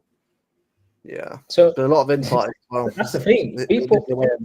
People have to. People. Football is about opinions. People have different opinions, and if you can't take other people's opinion and you just start having a go at them or even going to fight with them, that's just mad. The problem is, I've seen like a lot of people out and whatnot.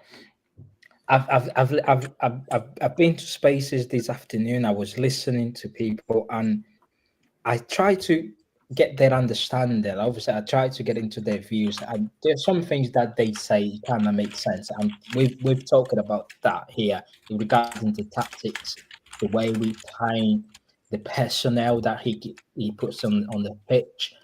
Like 1 minute we got with this one sort of players, one sort of tactics. We win the game, but the next game he changes back to the same players that are not performing, and you stand kind of question, oh, why is this this guy in there? Do you know what I mean? Why did this player his players up form? Why is Mamush on the bench? Because, do you know what I mean? Why is Bernardo Silva in there? Why is Kovacic actually played well against Tottenham? Why is he on the bench all of a sudden? Do you know what I mean? It's just a question where you have to ask, and the only person who can answer that is the manager. Fan base can't answer. I don't think Pep knows why he's doing some of this stuff. He's never been in this position in his career. Like, never in his career has he not had no offense, he's never had a squad this bad. Like, let's be honest, he's never had a position this bad. He's never had 1 win in 14 or 13, whatever it was. He's never been in this position. He doesn't know what to do about it.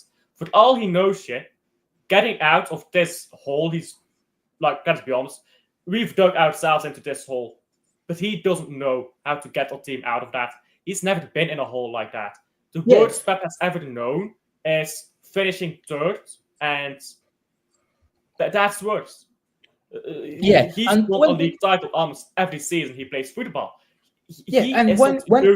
Competing. And when people say, well, let's focus on the rebuild, but we still have to focus on the games we've got ahead, which is not easy, by the way.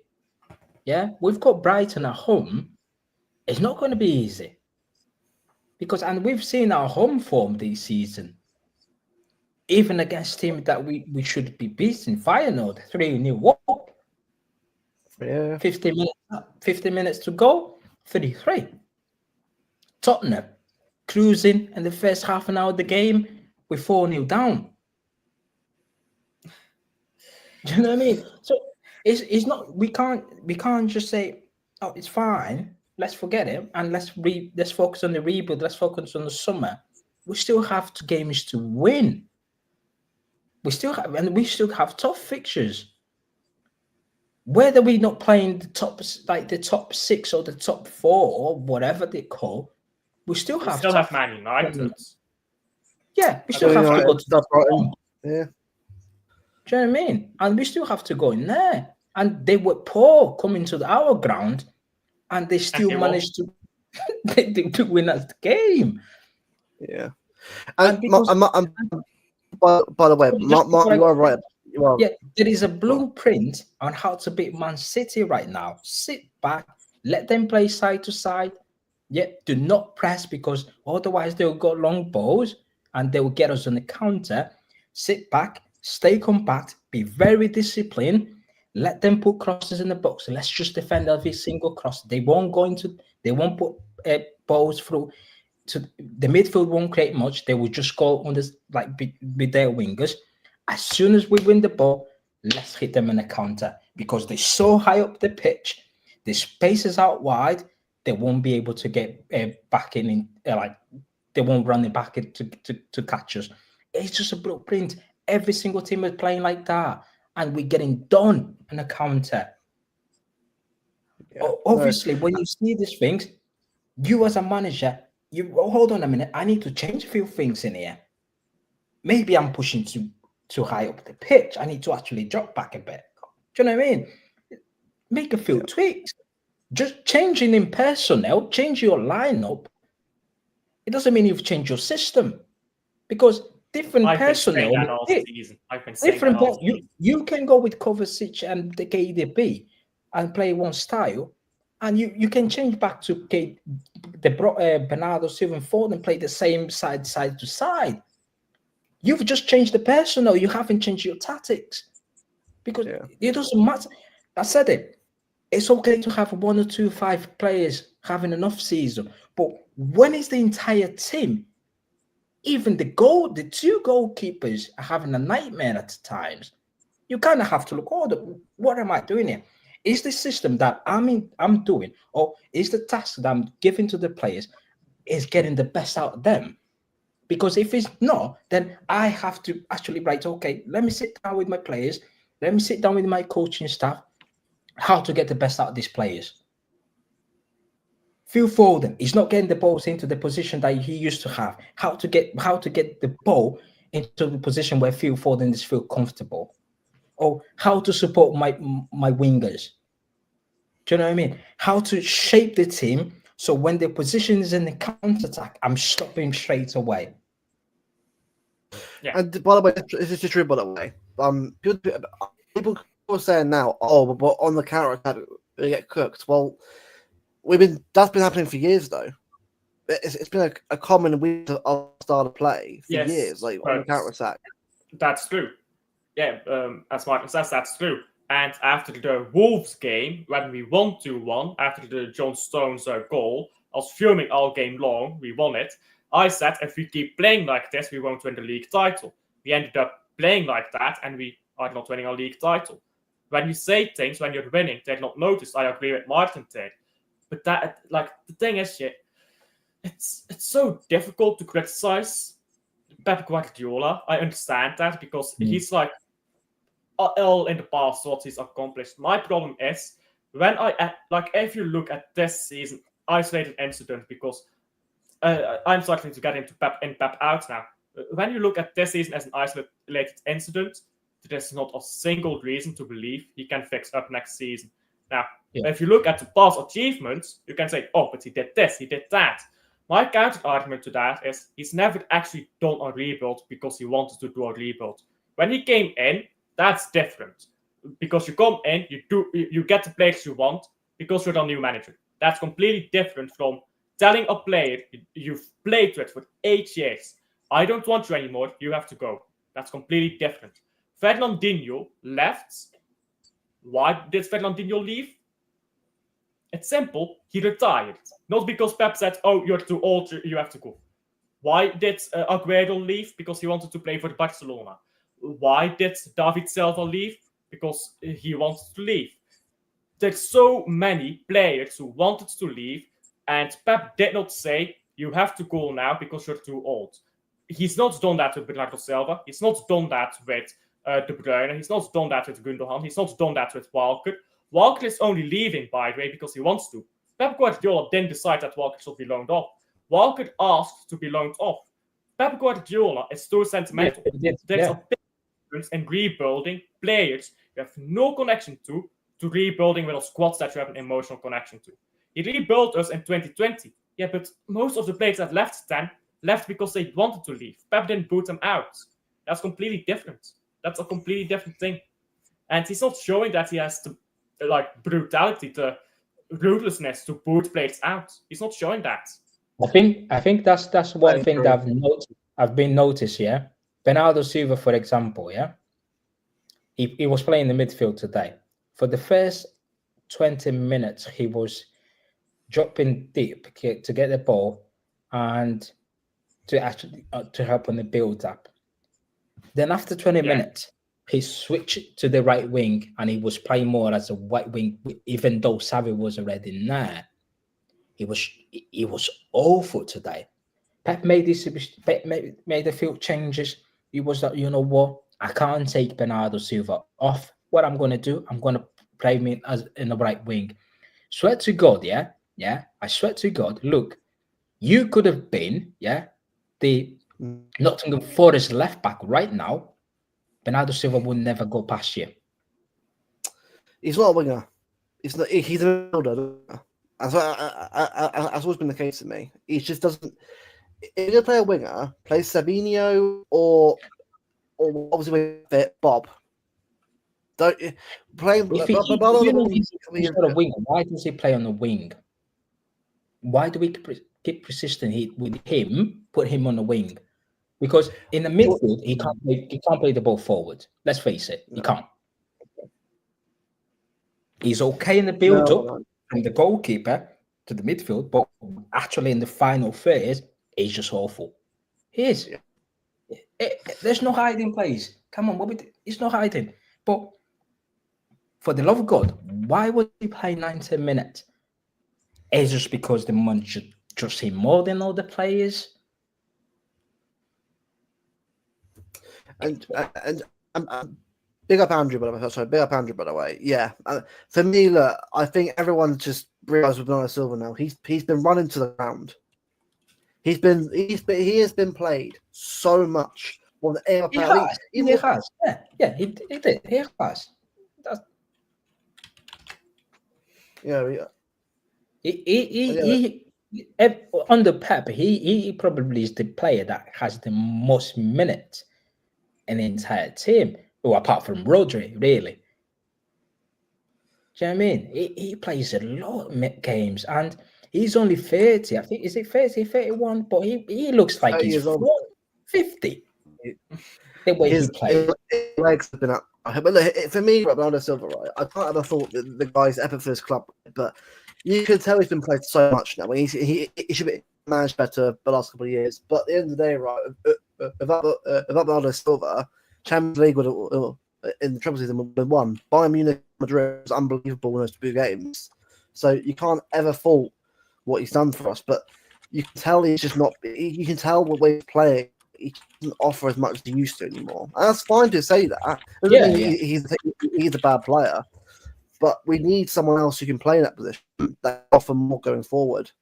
Because every time he's on the ball, he actually finds that forward pass that we need to get to Haaland. It's always like it's Kev or Marmouche, something like that. Or Savino, and get a forward pass. But also doesn't do it enough. That's what I never understood about him before. He just doesn't get the ball forward. He either goes to the wing or holds on to the ball and passes backwards. Oh, that's basically. See, and that's really when you deep it, that's coming from the manager sometimes. See, when there was a clip where I got tagged on X, where he showed three incidents of the game where Bernardo Silva, where Marmouche was literally pointing out, Bernardo Silva had the ball, and Marmouche was like, put the ball in edge, I'm running, and Marmouche was running just next to him, just put the ball in there, I'm gonna get it. And the three scenarios where he got the touch, another touch, 360 backwards. When I always see Bernardo Silva doing that, it kind of reflects. I always reflected what Pep Guardiola said in the press conference when we played Burnley last season. I think we were 2-1. Yeah, we were 2-1 up at half time, and we were going in a counter. Erling Haaland was literally making the run. I think we were going 2v3 or probably 3v2. I can't remember specifically. And Bernardo Silva had the ball. Erling Haaland was making the run, and Erling Haaland was pointing where he wanted to go the ball. He was like literally put the ball in there. I'm gonna run him. And Bernardo Silva give another touch, stop the whole play, slow down the play, and pass it backwards. The referee blow up the whistle. We go into the dressing room at half time, and Erling Haaland was having a murder, like was literally having a murder on him. So what happened was Pep Guardiola got asked in the press conference, Erling Haaland seems to have we're having a little chat with Bernardo Silva. Do you know what happened in there? And Pep Guardiola said Bernardo Silva made the right action. Yeah. With 2-1 up, Yeah. there is no need for him to pass the ball forward. We need to slow down the game. And when I say things like that, and every time Bernardo Silva has the opportunity to put the ball through, and he doesn't, and he literally prefers to recycle the game, that's coming down because the manager wants him to do that. Because Pep Guardiola said, but sometimes, remember the clip where KDB told Pep to shut up? Yes. in the top chain. And when you're footballer, you can't always rely too much on your manager, because when you're in the pitch, you're reading the game different. Sometimes you have to hold on a minute. Let me just do my thing. Do you know what I mean? Tell Pep, wait there. It's no bad thing to do it. Just sometimes Pep, I know you shout at me, but just calm down a bit. Let me just play the game. Let's see how it's gonna say out. Do you know what I mean? If it works, it works. But if it doesn't work, it's fine. But at least as a footballer, you've got the initiative. Take a risk. Yeah, that's what I've been talking about with Foden for a long while now. We just play way too safe, and it's boring sometimes. Sideways, backwards, side to side. Get to the wingers. The wingers try to cross it. Can't even beat the first man to cross. It goes straight to a corner. We get a corner. We might as well just give the ball to the opposition for a goal kicker, because we're not doing anything on corners anyway. It's What's like the we last don't time you have scored on a corner? It's like we've got a lady teaching this team how to take corners. It's awful. Do you know what I mean? Yeah. Just give the ball to the opposition. Rather than waste 3 minutes, attempt to take a corner, say the opposition, here's the ball. Go for a free kick. It's, and there are things like that. Listen, it will come. Pep will make it work at some point this season, whether it's this season or next season. But when you're a football fan and you watch it, it's so frustrating at times. You know what, right? It is. Do you know what, right? To be said before, right? And look, I'm different to Alpha with the Pep thing, but I do agree with what Pep says about Pep. I think for me with Pep, it's like I'll give him this season, but next season, if things don't improve and we get players in and things aren't getting better in that area, then the time has come to talk about Pep Guardiola. Because at the moment, Definitely. I can take a season off, because at the end of the day, right, 4 in a row and was unbelievable. Like, it doesn't matter how good you are, every team has a point where you got to you hit the wall and you got to rebuild and go again. And that is what, you know what? It sucks. We're not that good this year, but it is what it is, and we go again next season. I can take it. I'll just chill this sort of in that deep. But if the club and Pep don't address the issues, and I'm not asking for everything to be sorted in one side, by the way, it will take, I reckon at least 2 seasons to sort of fully address the entire team, because you want to get rid of everyone at one window, by the way. It'll take at least 2 windows to properly rebuild it. I just need to see the signs that we're going in the right direction. No, I completely agree with you. Look, listen, we hear everyone in the panel. I said it before. I think I said to someone today. Yeah, let's not just hit around the bush. Yeah, if we don't improve next season, then the manager, it has to go. We can't make an excuse or let's let him see out his last year of his contract. No, we can't. There's an stand is there to be renamed. Either build him a statue or rename the stand the Pep Guardiola stand. I do not care. Don't touch the South stand, but just rename the stand. Give them a stand name, build him a statue. Thanks for everything, but we have to move to it. If it does improve, by the way, yeah, sorry, mate. If but it by does the way, improve, there is no way that it's going to get better, because the cracks been there since last season. This season got worse, and if it does improve next season, even though we've changed a few, let's remember that we bought 4 players already this season. If we would buy another 4 or 5, that's literally a new 11 with probably just Rodri and Diaz in there, and Erling Haaland. That's a new 11. You know what I mean? And if it doesn't improve, then no one can go, oh, let's get rid of this player again. Let's get rid of this one. No, sorry, because at the end of the day, the club won't get rid of 12, 15 players after you've just got eight or 9 players in. He won't do that financially. It's impossible to do that. We have to have a look at what's actually the common denominator. And unfortunately, if he's the manager, thanks for everything. Here is your statue outside the ground. We're gonna rename the stand to Pep Guardiola stand, or see the blue wall. See the blue wall on the north stand, or even the hotel we're building outside the ground. The Pep hotel. Do you know what I mean? Give it to the man and let's okay, Pep, because we don't want to ruin a legacy here. We don't, because if we start facing the same problems, then the fans start having a go at each other because of one person, because one split of the That's fan already base. happening. It's happening. It's same. See the way Kyle Walker left. It was bad.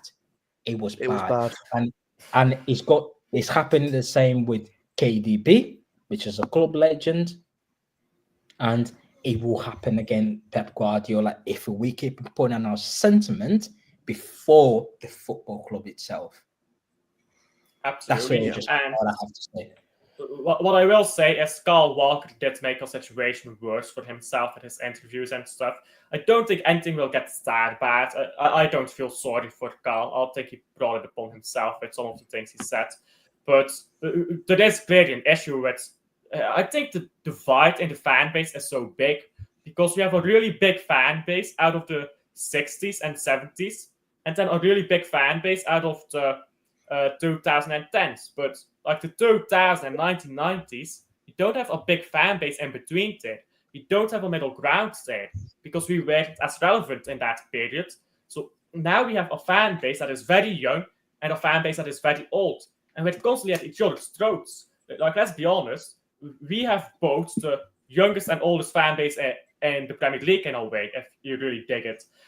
We are just in a weird state with our fan base, and we can't be sentimental to these managers because, let's be honest, Pep Guardiola, for all he's achieved, one day he will leave. Like, whether it's next season or the season after that, one day he will leave. And the question is, when is the correct time for Pep to leave? Is now the correct time for Pep to leave? You can say yes, you can say no, you can have your arguments about that. But if you want to bring in a new manager and say, you're the new guy, we're about to spend 300 million in a single summer, we're going to bring in a new guy and we're going to give him his players, I think that's perfectly fair. What I think is, there's a divide in people who are Pep in and Pep out for the simple reason people are like, give Pep a rebuild so he can leave the next guy with a better squad. In my opinion, if Pep stays, it's not to give a rebuild to the next manager. The next manager who comes in, give him 300 million, let him get his own players, in my opinion.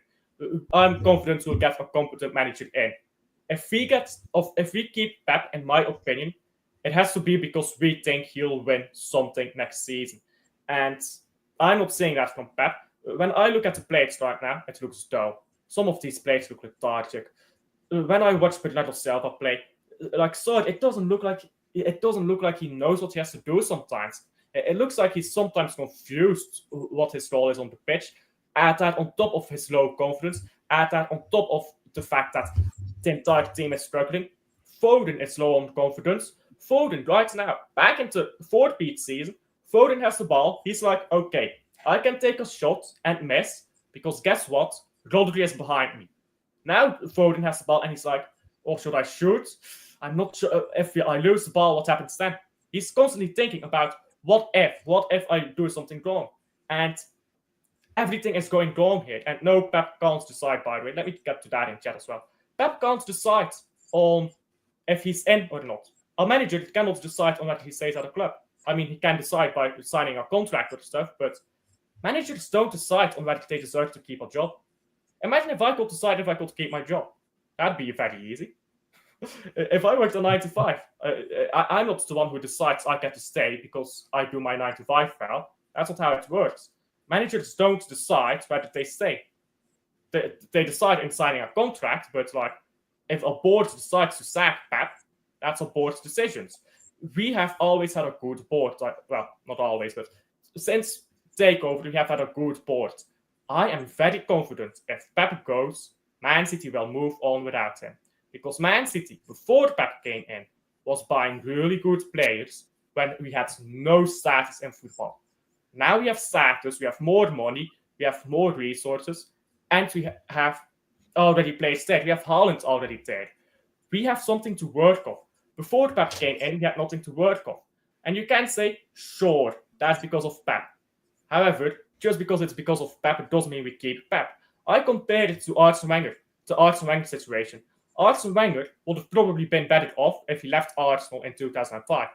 If he left after 2005, Arsenal would have improved or stayed relevant at least, and Arsene Wenger would have not had his legacy intact. Very easy to say in hindsight, of course. I think it's always difficult to know when someone reaches their limits. That's why Real Madrid is the best club in the world. They know when a player reaches their limit and moves them on at the perfect time. Casemiro, the most recent example. We have too many players that we've waited to move on, and we have a manager who is not performing because he can't get the best out of these players, because he wants to play his system, not a system that works with the players he has. Just because you change lineup doesn't mean you change the system, as Matthäus said earlier. I've been saying that all season long. I've been saying it before this season. I've criticized Pep for his late substitutions since the day he arrived. I hate when managers wait to make substitutions. You don't make an impact on the game as much when you don't make those substitutions. Take last season, 4-beat season. I had proper head loss in that Real Madrid game when Pep waited to bring Doku on. We needed to bring Doku on earlier, but we waited and waited. And if we brought Doku on earlier, we might have beaten Real Madrid. Now, am I saying we have to win the treble every season? No, but we can't be making such silly mistakes and then saying, well, it's all right because we can't just excuse losing because you can't win every trophy. Sure, when Pep loses in the treble, in the 4-beat season, or in treble season against Southampton, maybe, sure, that's chill because we won the fucking treble. But we're now talking about something completely different. We are talking about the same mistake at least 20 times in a single season. That is completely different from making a mistake 5 times a season. And it's ridiculous to say just because you will get new players in, Pep will improve again. Yeah. What if Pep doesn't want to be a manager anymore? Yeah. What if he's done? The problem is there is no guarantee. When people going on about, oh, let's just get into the summer. People think that we're going to the summer and we're getting 10 players in. We're not. We've got, as I say, we've got 4 players in already. I can only see we're getting 3 or 4 more players, because some of these players, they will stay at the football club. Yeah, Akanji is staying. Probably one of the goalkeepers is staying. Diaz is staying. Vardio is staying. Foden is staying. Nico is staying. Nico's a new one. Bob, Rodri, that's 9. Yeah. Then you've got Erling, Marmouche, 10. And we're going to Gusanov, Reis, the young lad that we just signed from, is in France right now. He's coming. Elcheverri, that's 14 already. Yeah. Then we have to address the fullbacks area. We might get a couple of fullbacks. That's 21. Yeah. We're not getting when people say, oh, let's wait until the summer. We're not getting these big, 10 players out, 10 players in. I keep telling to people, we're getting 3 or 4 players in, and we may get rid of a few in there, because it's impossible for the football club to say, right, let's say right now we're looking at players like KDB, Jack, Bernardo, Kovacic, Nunes, Walker, not Walker. Well, Walker is on loan there, but John Stones and Fanaki, that's 7. Yeah, and if I'm forgetting someone there, that's 7. Just at the top of my head, we're not getting ready for these 7 players at once. We know whether you like it or not. Jack Grealish is £100 million asset. Whether we're not going to sell him for 100 mil, we're probably going to accept the offer, which is half of that money. But if clubs say I'm not paying half of the money, I'm only paying 20 or 30 mil, the club will not sell Jack Grealish. He won't. See, Jack Grealish, my problem is Pep Guardiola. I think Pep Guardiola feels sorry for him, and he's like kind of same as Calvin Phillips. I think he feels sorry for Jack Grealish and wants to have like Jack Grealish. Wants to have like Jack Grealish have a big role in the squad. I think that's what he wants. Well, I think it's Nathan Ake and John Stones, they're out until next season. The second half of next season, what we're hearing. We're not going to be able to get rid of them. We're going to buy injured players. And one of them is on 250k a week. And my main concern is the fullback areas we need to address. However, also the midfield. The reason why I'm saying that, when we talk about Pep Guardiola, even before we had him, we always seen what he's done at Barcelona, even at Bayern Munich, tic-tac football, the midfield looked really good. But in his tenure at Manchester City, his recruitment in midfield has been really poor. Rodri and Gundogan has been the only 2 midfield signings that actually turn up to be great for the football club. The rest of them has been poor. Calvin Phillips, Nunes, no one likes him. Peroni is a Como now. And I think that, and Nico, right now, KDB wasn't Pep Guardiola signing. It was Pellegrini. David Silva was Mancini. Fernandinho was Pellegrini. That was and in his first 4 years, that was his midfield 3. Going into the treble season, he changed. He bought Rodri and Gundogan. He was 2 midfield, and his creative midfielder was KDB. That's not still his signing.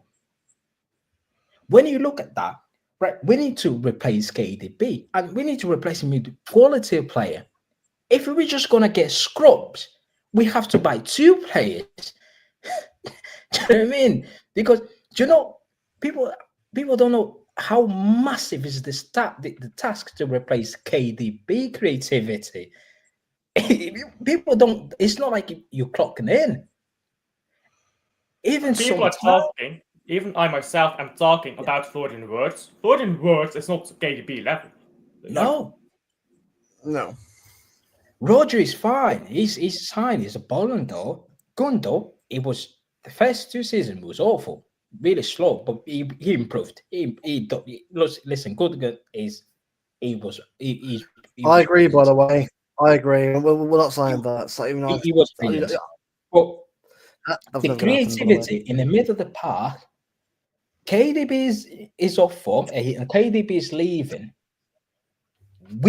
That's Pellegrini sign that we have to replace it as a Pep sign. Someone who's going to be there and deliver. It's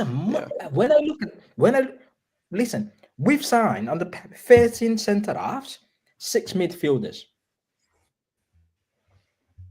For a guy who's so obsessed with playing, who's so obsessed with midfield, everything needs to go through the middle. But when you look at your recruitment, only 2 players out of 6 that you bought turn up actually to be a good signing. Do you know what I mean? Well, I'm just going to say quickly, the chat's getting quite quite mad right now with a lot of personal stuff going on, guys. But we have opinions. I'm not against anyone having saying they don't agree with us, whatever, on certain things. Like, look, I'm just letting everyone talk right now and go on with it. We'll be in a little bit to quick say before we end the stream later on a bit anyway. But I'm just letting everyone chat. People hate some conversations. Can we just please, Paul? Just chill. But I'm not asking. It's not I can be of Spit's house, but I think Luke prefers to have it chill here, so please do respect Luke. If you don't respect me, that's fair. I can shit house you on my channel, but this is Luke's channel. For his sake, be kind, please. Okay, right. Martin here. Big up, Martin, mate. Are you doing okay? Yeah. I'm not bad. Good evening, just listening. It says KDB was a Pep signing, mate. What? It was meant Pep, but why do you think Bayern Munich went for him and then suddenly got stopped? Come on, we can't. He owning you. No, he owning you, mate. Right, okay. Been told today. No, 1 minute. Pellegrini knew he was going. KDB was Pellegrini signing. Fernando was Pellegrini signing. These are all Pellegrini signing. We can't do this. Yeah, let's not. Just well, I can't because I know factually. No. So, mate, I'm not going to. With respect, I'm not going to go down that road yet because I know it was. But he's not. He's not. Let's just face it. Okay, I'm not going to go into debate on that one. Listen, I'm going to say this quite bluntly. I'm going to make my points very clear tomorrow night on my channel. Because I'm very annoyed and very pissed off with the whole season. To me, the simple fact is football's meant to be fun. This season's been anything but fun. This season has been horrible. Absolutely horrible. I don't care, it's even got to the point where I don't even care about the football anymore. Don't give a shit about the football anymore. I really don't. I don't enjoy going to games, don't enjoy doing shows, don't enjoy anything right now because it's toxic. It's absolutely toxic. There's not people on about Pep's style. Well, they asked for wingers. Well, he's given them wingers. And now they're slagging off Doku again and they're slagging off Savio. When last week, Savio and Doku were amazing. And then it's, well, why didn't he bring Grealish on? Why did he bring that? Well, Grealish was a pisshead last week. We're doing this vicious circle stuff at the minute. Like 1 week Ortega's flavour of the week, then it's Edison, then it's this guy, then it's that guy. That bench, I said this, you know this, Luke, this is just my opinion. This was never getting solved this year. No. This was never a solve because the problem was more deep-rooted. The problem was so far deep-rooted. Yes, we made an error in the summer. That's where it goes back to. We all know that. There's nothing we can do about that. That's been and gone. Just rinsing and repeating ourselves on that is pointless because the board know they made an error. The board admitted they made an error. So I'm not going to keep whipping them for something they admitted. It's like an alcoholic admitting they're an alcoholic, but you keep throwing it back in the face while they're going to AA meetings. That's not what you do. You sort of don't do that. Our job as fans is to support the team, good, bad, or indifferent. Yes, we can analytically criticise 1000%. You can do it on Pep, you can do it on every single player. But we're not doing analytical viewpoints anymore. Well, honestly, we're at the point of doing pitchforks and fire sticks outside the stadium at this point. I'm sat there watching people telling Arsenal to be humble 3 weeks ago. Well, some need to look in the mirror and understand what the word humble means, because we ain't being humble. We're not doing it.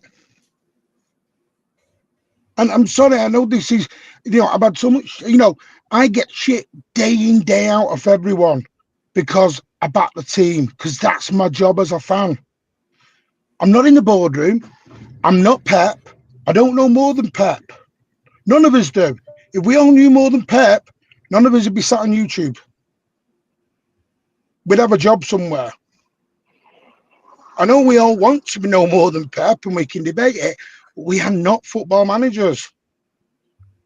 We're not. That's just the simple, hard reality of it. Yes, is Foden been poor this season? Yes, but it's one bad season. It's like we're not even. And then the other thing is, we won the 4P last year. That's the past. 7 months ago has become the past. We've got to forget about it and move on and whip him. And what worries me is this toxicity going into next season, because what we do the rebuild, we spend our money. What is Pep's goals next year? Is it to win the league or he's sacked? Because then he's in major pressure. Well, he has to be under pressure, hasn't he? But I mean, I can speak for me. As long as we're challenging for the league, then I think he's fine. I think if he's saying he's got to win the league, well, then you can sack 19 other managers in the Premier League. Then 19 other managers don't have. Let's say we're going to. They're not. How much money have Chelsea, United, and Arsenal spent? No, forget. Listen, more than City. No, forget about them. Yeah, let's say we're going to this rebuild. What's going to be your expectation next season? And I'm not just Martin, but just us four in here. Challenge. Yeah. That's what it is. Which of my thing is, Pep Guardiola has. Pep Guardiola has had way more resources than any other manager, and this season, I believe. No, he hasn't. No, he hasn't. Factually, he hasn't. 200 million in January. Who else got 200 million in January? To still play this bad? Well, how much did Maresca have in the summer? How much is every Chelsea manager? United have spent nearly 2 billion to be 15th. Yeah, 2 billion in managers. Martin, would you not say that would you not say that the lack of spending in the summer? Would you not say that the lack of spending in the summer was actually something that we opt to not to do it? Even Pep Guardiola himself. But I've said that was an error. Yeah, it doesn't mean we don't have the resources available. We can't keep whipping them for it. No, no one is doing. But when you say that doesn't mean we haven't got the resources available. It's up to us if we choose to do it at certain moments in the season or in a different moment. But doesn't mean we haven't got the resources available. We do. It's like Echeverria. We know how Pep treats new players. Echeverria, as much as I would love Echeverria to come in, but he was never coming in because Pep's never done that unless it's a real emergency. Which is something that you as a fan you have to question, because I'll put a scenario in. If we were top of the league on challenging for the title, you're not asking for Echeverria, and be honest. Wait there, Martin. If Akanji and Stones were fit right now, Kusanov will never be playing.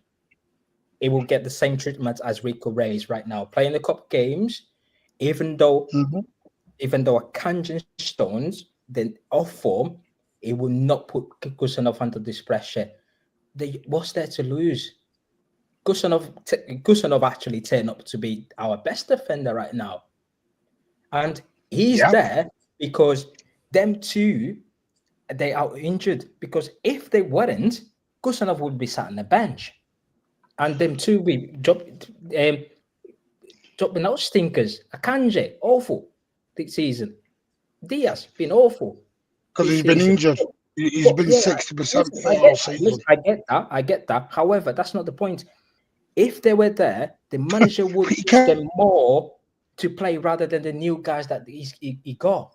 It's a huge point to one of 60% fit all season. As a fan, we have to. You as a fan, when you see things, remember when we played Madrid and I think it was John Stones came off injured. Was it John Stones? When even you said, that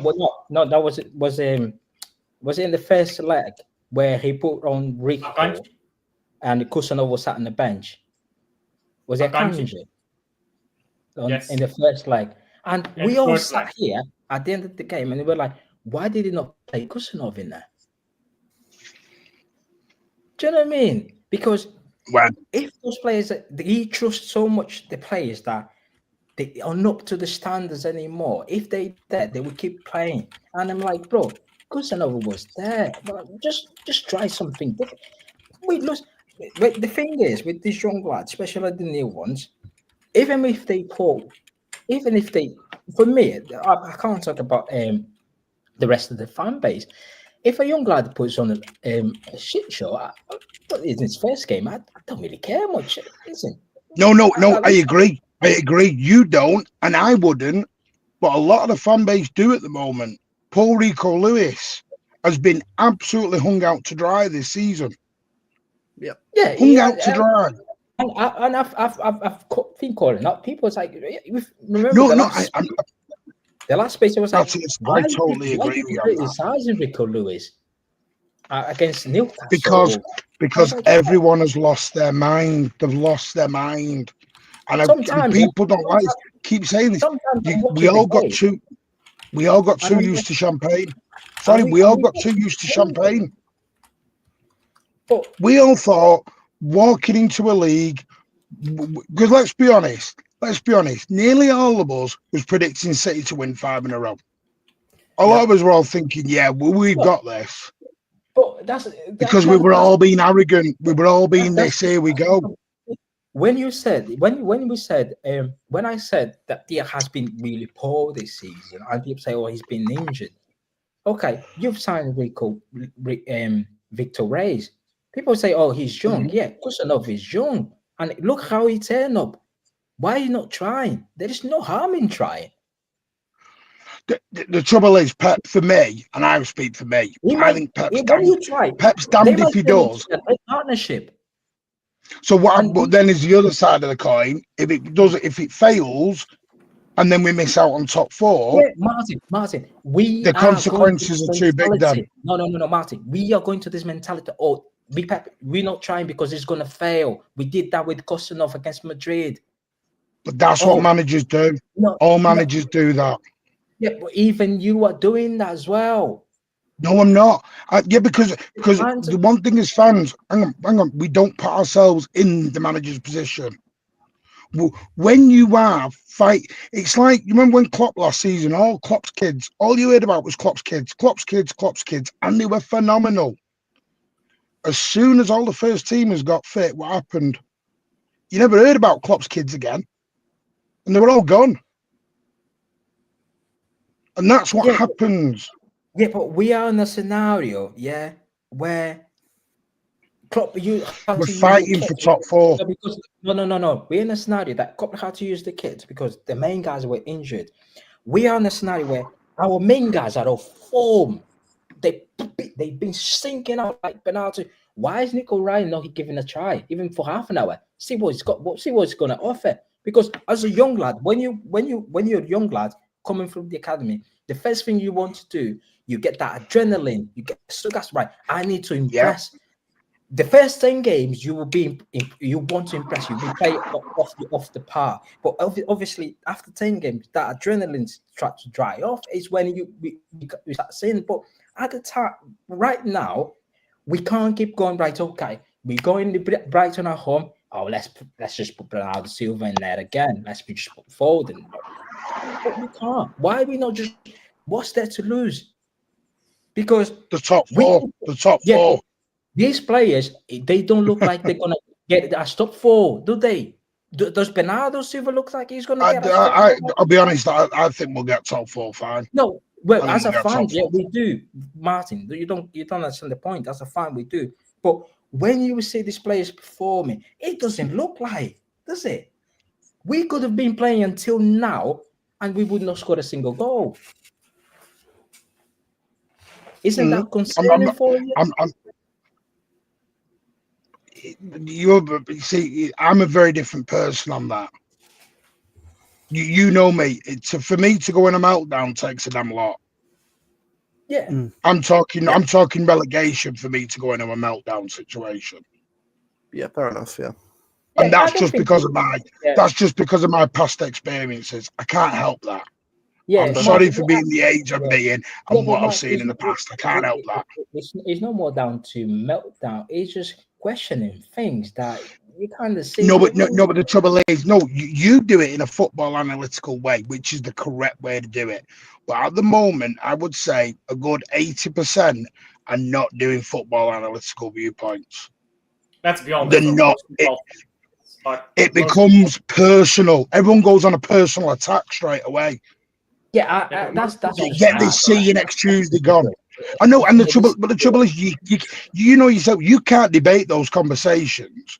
You might as well go into a kindergarten or a nursery and go, let's have a convo about football, because that's where everyone's mindset then goes after a defeat. Why do you think everyone just loses it? Why do you think I didn't request to speak in the space this afternoon? I was just there listening. I was like, I can't. There are a few points where I get it, you're right there, but there's other people making points. I'm like, because it depends how you look upon it, and it's also what you expect. And thing is, a player's expectation from a fan's point of view, for me, is a subjective point of view, because Luke might have a different expectation for Foden. I might have a different expectation. Alf might have a different and we've all got different expectations on what we expect. Mm-hmm. Some are looking for goals, assists. Some are looking for play with the year. Some are looking for all the. Nobody looks at the proper stuff of like the runs that are made off the pitch, off the ball. No one looks at them. The reason Mamouche, I think, is not being played at the minute is because I think he doesn't know where to play Mamouche fully at the minute. Because the games he's played Mamouche, he's played him as a winger, a 10, a false 9. He doesn't know where to put him. Because the trouble is, because he's new, he's trying to figure it. And not every manager is going to click it straight away. But did you know yourself? Did he not get the best out of Malmouche when we played against Chelsea, where he was just close to Haaland? Yeah, but that's also because of the way Chelsea played. You got to look at the opposition as well. Nottingham Forest didn't play like Chelsea. I agree. Look at Forest today. Forest went totally compact into the middle and went, we ain't giving you space nowhere. And we are just going to literally stifle you. Yeah, but that's why, if I'm honest with you, it was a boring game from both sides. I know we're looking from a City perspective, but the actual quality of the whole game was crap. It was not a Premier League advert. It was awful. I get that, but at the same time, that's a massive issue we go into next season, because the players that we have available, especially in the middle of the park, take aside KDB because obviously he's leaving. Mm-hmm. The players that we have available. Is he leaving? Listen, let's put aside KDB, especially when you play a low block. Yeah, they kind of seem to struggle to break a low block because Phil Foden doesn't have that pass on him because he is a different type of player. He likes to get into pockets and whatnot. And Bernardo Silva don't as well. And I think there's Bernardo Silva, I agree with you. I do agree with you on Bernardo. Foden, I think it's because he doesn't have Rodri behind to unlock. Because I think Rodri gave a lot of help for Foden to have the space. Yeah. Nico Gonzalez doesn't do that. Gundogan doesn't do that. Kovacic doesn't do that. See, that's where I kind of we miss so much. Especially when I watched this game today, we miss a David Silva in there badly. Yeah. Wow, do you know what the sad thing is? We're not going to play David. Do you know why I think, for me, Pep said it already, we are going to change the way we go next year. You look at the players we bring. It's not going to change, but that's where we will change.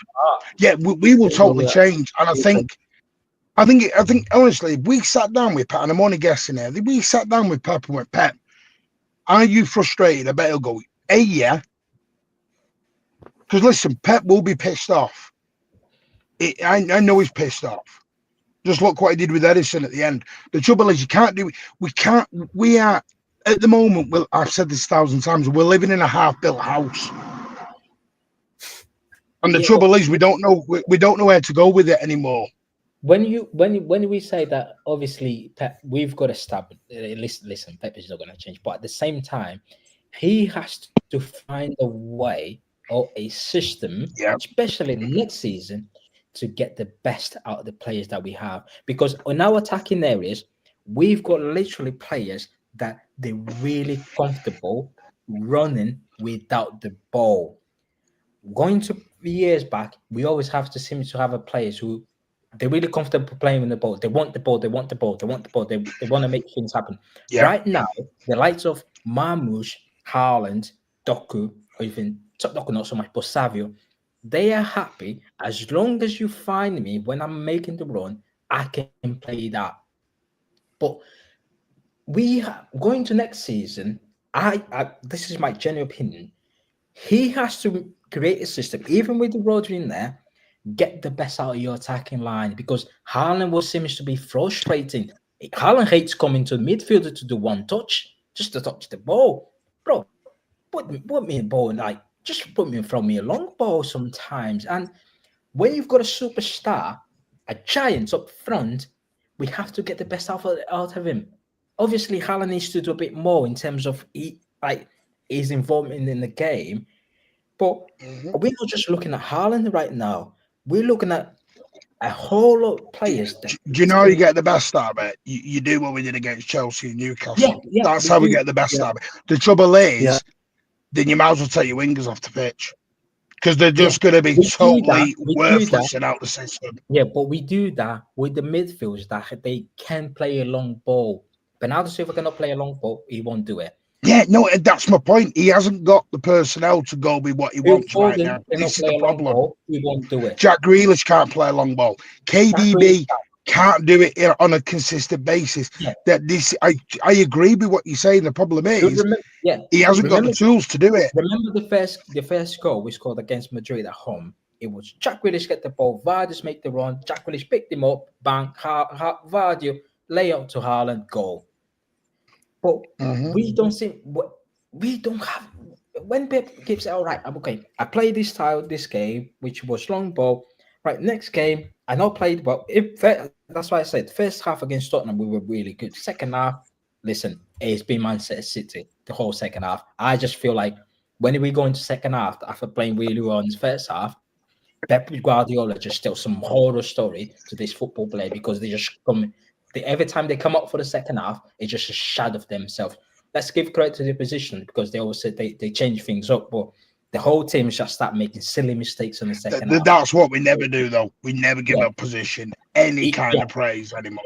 If you remember the treble season, we complete opposite to this season. Treble season, awful first half, second half, team talk. We got there. Let's turn up the game. Let's win it. This season, can I just awful.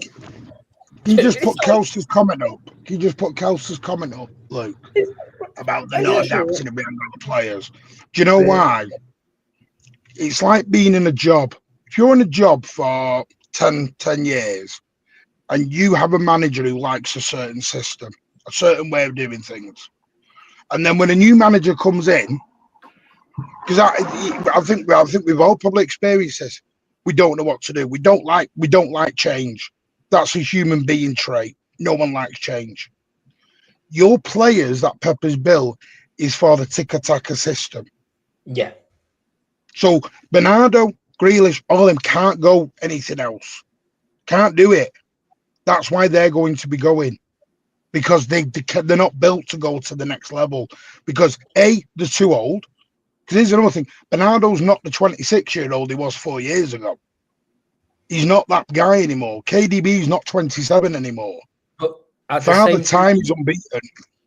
But at the same time, don't you think that it's the time where he kind of have to bring what he wants to do next season at the end of the season?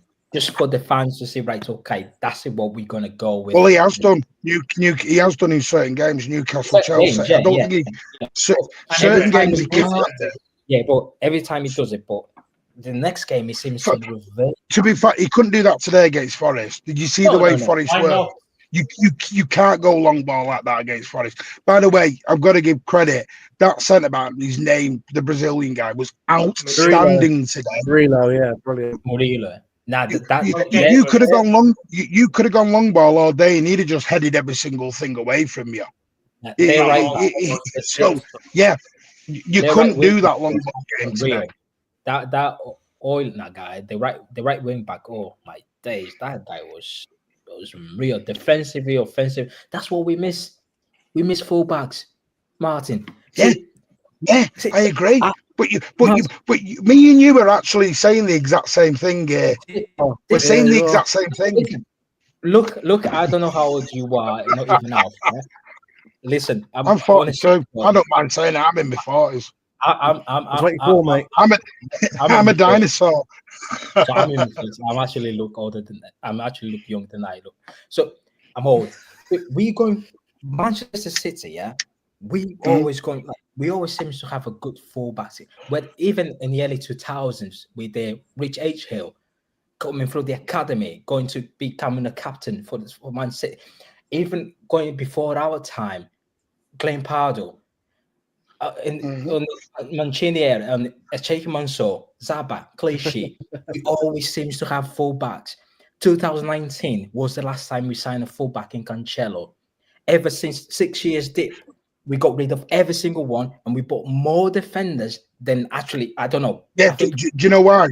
Because I think, and I'm sure it was either Alf or someone's done a video on this. Some part talked about it. So correct me if I'm wrong, Alf, on this. He wants to play the three at the back and the two guys that go. This is why Gabardio's doing what he's doing. What he wants to do is find someone in Gabardio's ilk for the right hand side. He's always wanted to play three at the back. Go back to when we had Eric Garcia. Do you remember the game we got slapped against Leicester City at home? That was the idea of Walker and Ben Bender to play three at the back and those two go. even Comes when out he and Jack even goes when back. he brought in Sergio Gomez as well. I get that, but you right now the last 3 seasons he keep persistent with centre halves playing fullback. There are certain games where we have to do that, especially European way games where semi-final, quarter-finals. Let's keep it tight away. Yeah, let's just not do anything silly. Keep it tight. Get one goal or maybe get a draw 1-1. Like let's bring it home and let's beat them. However, in the long term, it doesn't work because what you're asking for a centre back, especially in the final third, they struggle because they won't be able to cross it. When they're reading out the game, especially when your winger has the ball, they don't know whether, do I overlap? Even though if I'm overlap, I'm not be able to put a decent cross in, or I'm going to just stand in the edge of the box.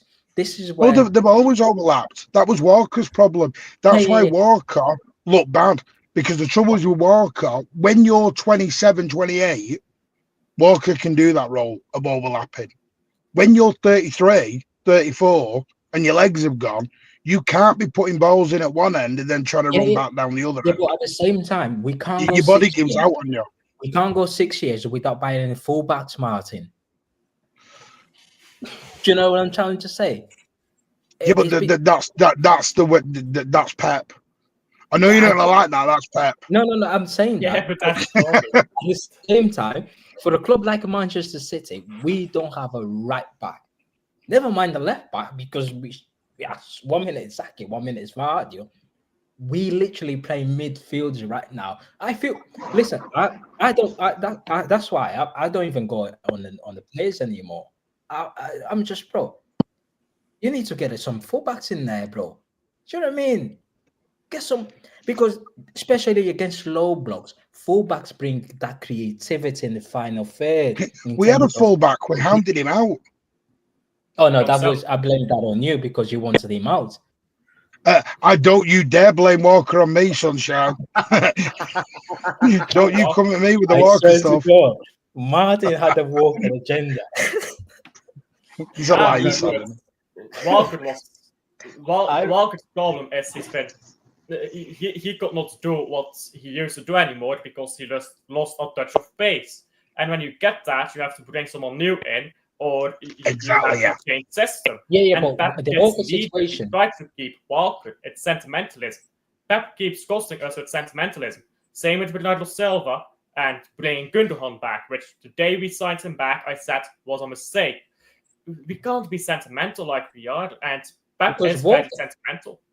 Walker's issues has been going since the last season, if you guys remember, and we were like last season, we need to get a right back now. I wouldn't say sentimentality. I'd say it's more he has Pep stubborn in his favourite players. I wouldn't say it's I'd say it's more stubbornness than a sentimentality because we did. The thing is, we did try and buy midfielders. We did try and buy a fullback in January. The trouble was, Cambiasso had a knackered foot. He just wasn't passing any medical. You couldn't get him through the door. And when I suggested a Kyle Walker-Peters as a backup for 6 months, I got killed. Everyone came at me with pitchforks. Yeah, I remember that. So this is the problem. Because the trouble is, I'm saying, no one wants just a fullback. They want the superstar fullback. They want the superstar name that's coming in. The only person I don't want to see as a fullback is Frimpong. Honestly, for me, if you're gonna get that guy, just might as well just bring Sergio Gomez back. The problem is we've got is because we're still our top 4 fight is like a title race right now. That's how important it is. And you gamble an Echeverri and it goes wrong and you lose the game. Because yes, we can all say give him a go. I agree. The trouble is, do you give him a because he gave McAtee a go. Look at Feyenoord. Go back to the. Do you know why the Feyenoord game went belly up? Because he made too many subs. We got against. Yeah, because we've no choice at that point. Because we've nobody else. That's why Kushinov's in. And thankfully, he's been brilliant. No, we have. Because you've no Akin, no Stones, no Akanja. That's why Kushinov's in. No, Akanji played against Chelsea. No, Akanji's now out. Yeah, I get it. That's what I'm saying. They're all out. Diaz is still not fully fit. Right now, we've got no choice here either because the players are not performing. We can't keep playing the same players that literally just stinking out of the place just because we're scared that the new guys are not going to turn up.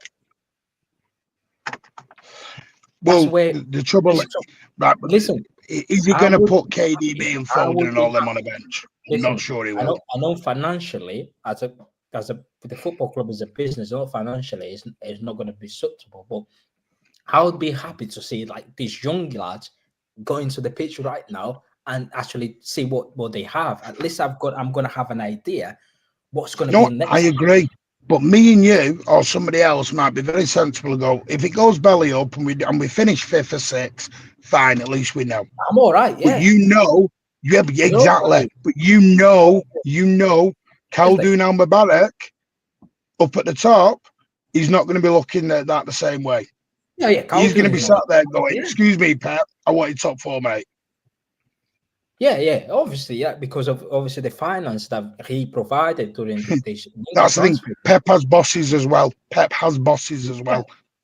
Yeah, exactly. Yeah, and the way he's been talking about this top 4, he's been told by the guys upstairs that he needs to. It's not just Khaldun that runs the football club. They've got other people surrounding Khaldun. Khaldun might love Pep.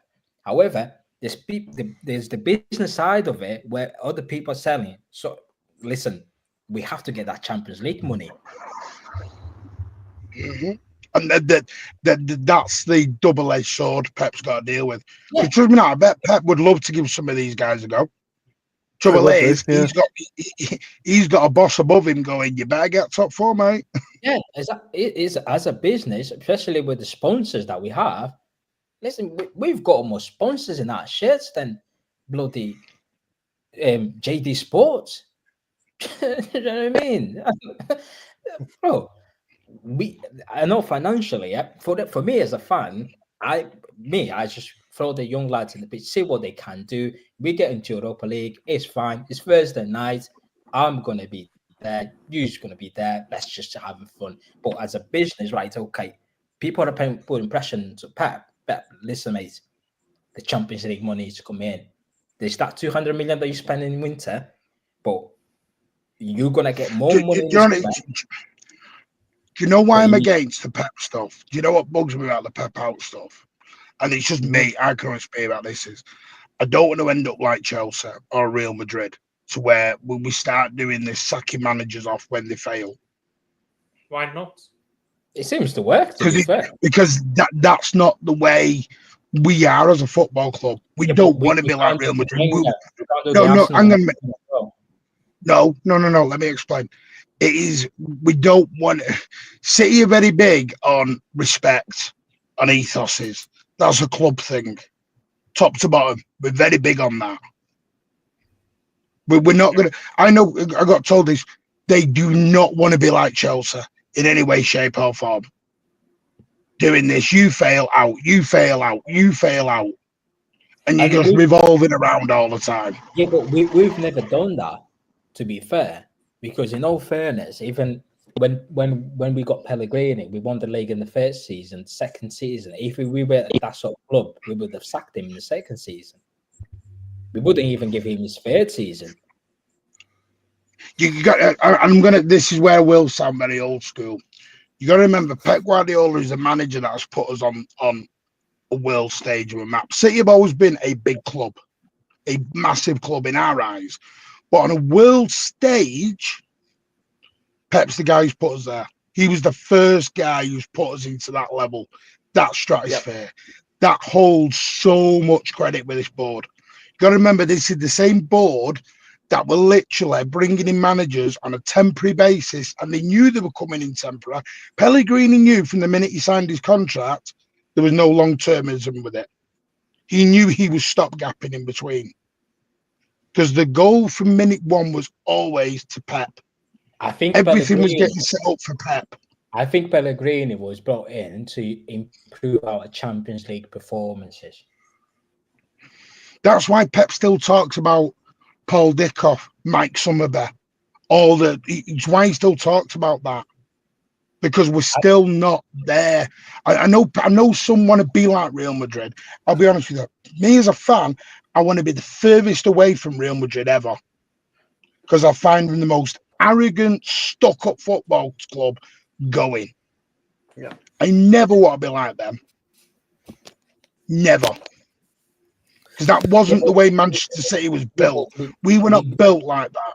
We know that's the reality. People say, listen, I talk at the end of the stream, at the beginning of the stream earlier. We're a completely different football club, whether people like it or not.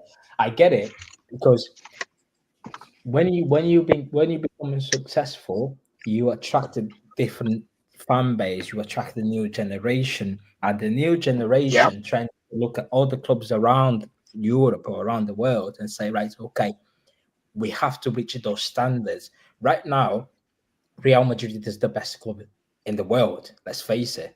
They just there in terms of, bro, they can play Europa League and they're still. We are never going to be Real Madrid. We're never going to be 15, 16 Champions League. We're never going to be in that more league. Champions League than we've got league titles. Yeah, we're never going to be in that sort of stratosphere. And think City are getting there. City are a huge club worldwide. At the same time, I kind of get it, where there is no wrong in having a high standards, because even listen, we grew up watching Manchester City. Even when before Calhoun, we were happy with finishing 12, because listen, we faced relegations before, and I'm like, if we keep in the Premiership, we're gonna do the double over United season, and it's a happy days. We get these fellas in, they bought the club, new ground, set the different standards. Like the players we were buying at the time, even the ones we were linked, we were like, oh my god, we got Robinho, and 1 minute we were linked to Rooney, then we got Tevez, and we're like, we're all in a minute, what the fuck is going on in here? Do you know what I mean? And Kaka won Ballon d'Or, and it was like, oh, we're nearly signing him on deadline day. Then we get a manager from Italy, won us the league title, but not the League Cup. Yeah, won us, go and get Tevez, won us the League Cup. And I was like, well, hold on a minute, what's going on here? We went to us in the following season where no one expected us to win the Premiership, and we did it. The way that we done it as well, and we were like, oh, then we can do it again. So it's when you start winning, you want it more. And it's a normal feeling to have. And when you don't, you get frustrated, which is fine. Listen, it's fine. And I'm going to be honest. I'm going to say I don't. And that's me. Sorry, maybe I'm built different. I just don't get frustrated. No, I'm sorry. I just don't. I'm sorry. I've said it. We were sat in the 4th division. I'd be there. I'm very much on the back end of the 1894 and all that at the minute, but the ticket price and everything else, Yeah, I'm a big so advocate on that at the minute. No, I'm Because you got to realise there is such a disconnect between the fans and the club right now, and you know why? And this is why I'm quite glad you're on, Alfred. I don't mean you got to realise the fans feel they're losing their football club right now. Oh, we are. We've lost. This is what we feel. This is how we feel because we feel like we're losing touch of everything. And I know it's so hard to try and be big and keep that community spirit. I get it. I understand that's such a hard thing, but there's a lot of you can feel the rumblings. Listen to Cheeseman's vlogs. You can feel the rumblings. We've lost the football club years ago. I always talk about that. Ever since we came out of lockdown, there was a lot of journalists were coming out, especially the ones who always push news about Man City, that the club would put a cap on the season ticket for at least a year just to help out people financially. Never done it. They never did it. What they done, increased it to an extra 5%. We head into a season where people are moaning about it, even including myself. Going to matches now is mad expensive. It's very expensive. And we're going to a season where we're hearing that we're going to get charged more. You can't listen. Even the most positive fan, when you start getting charged a lot of money, you, as a fan, me personally, you have to expect better on the football pitch. That's where the trophy comes into place. Because if you don't, like, let's say because I told that to Lucky on the stream. As a business, we've got over 34,000 people as a season ticket holder, and our ground is currently 56K. That's more than half. That's quite a lot as a business. When you look around like Manchester United, Liverpool, the other big clubs around us, their season ticket holders, we've got 71%. 71% season ticket holders. Yeah, they own like 24K season ticket holder, and their ground is like 60,000 seats. For us as a business, the way they're looking at, we have to reduce the number of season ticket holders. But as a fan base, we say, well, hold on a minute. There's quite a lot of people on the waiting list, especially the young lads. There isn't a waiting list, and you know this is the biggest problem. When I say I know what you mean. You're talking memberships. I know what you mean. There's loads of them. By the way, the trouble is, go on. The questionnaire thing, by the way, go on 1894 Twitter account and literally fill that in. That's well worth involved in that. No, I haven't. And do you know what? Do you know what bugs me a little bit? You got to realize it's not bugs me, but it's here all the time. It's about locals are trying to stop people from abroad coming. No, we're not. That's been totally misunderstood. What we're fighting for is people. We want people to come from abroad, but we don't want the people abroad to be spending £300 on a ticket. But when myself or Matthias or Luke are paying 50 quid a ticket, why should I pay 50 and someone from America's got to pay 300 quid? How's that fair? Yeah, but that's what no one's figured out yet. No, I know that's the problem, because the trouble is with our season ticket holders, it's actually one of the oldest age bracket season ticket holders in the whole league. It's one of the oldest ones. Yeah. So you're always going to have that old school mentality, and that's why you're getting this clash of the word standards that I hate. I hate the word bloody standards because I don't. You know it. You know what I mean with it, because that word standard just starts World War III everywhere. But it's what it is at the moment. It's just a clash of ideologies. It's a clash of ages, and it's a clash of everything. Yeah, but Martin, the club, that's the major problem now. Martin, the club. Watch these people that spend £300 on the stands. Like myself, I'm talking about myself. I scanned my phone, put in there, get in my seat, sit down. I don't even buy drinks in the ground anymore. I got Tesco, buy a 4-pack. Okay, man. Yeah, not even Aldi, Lidl, do you know what I mean? Drink my beers, get into the ground, sit down, and go home.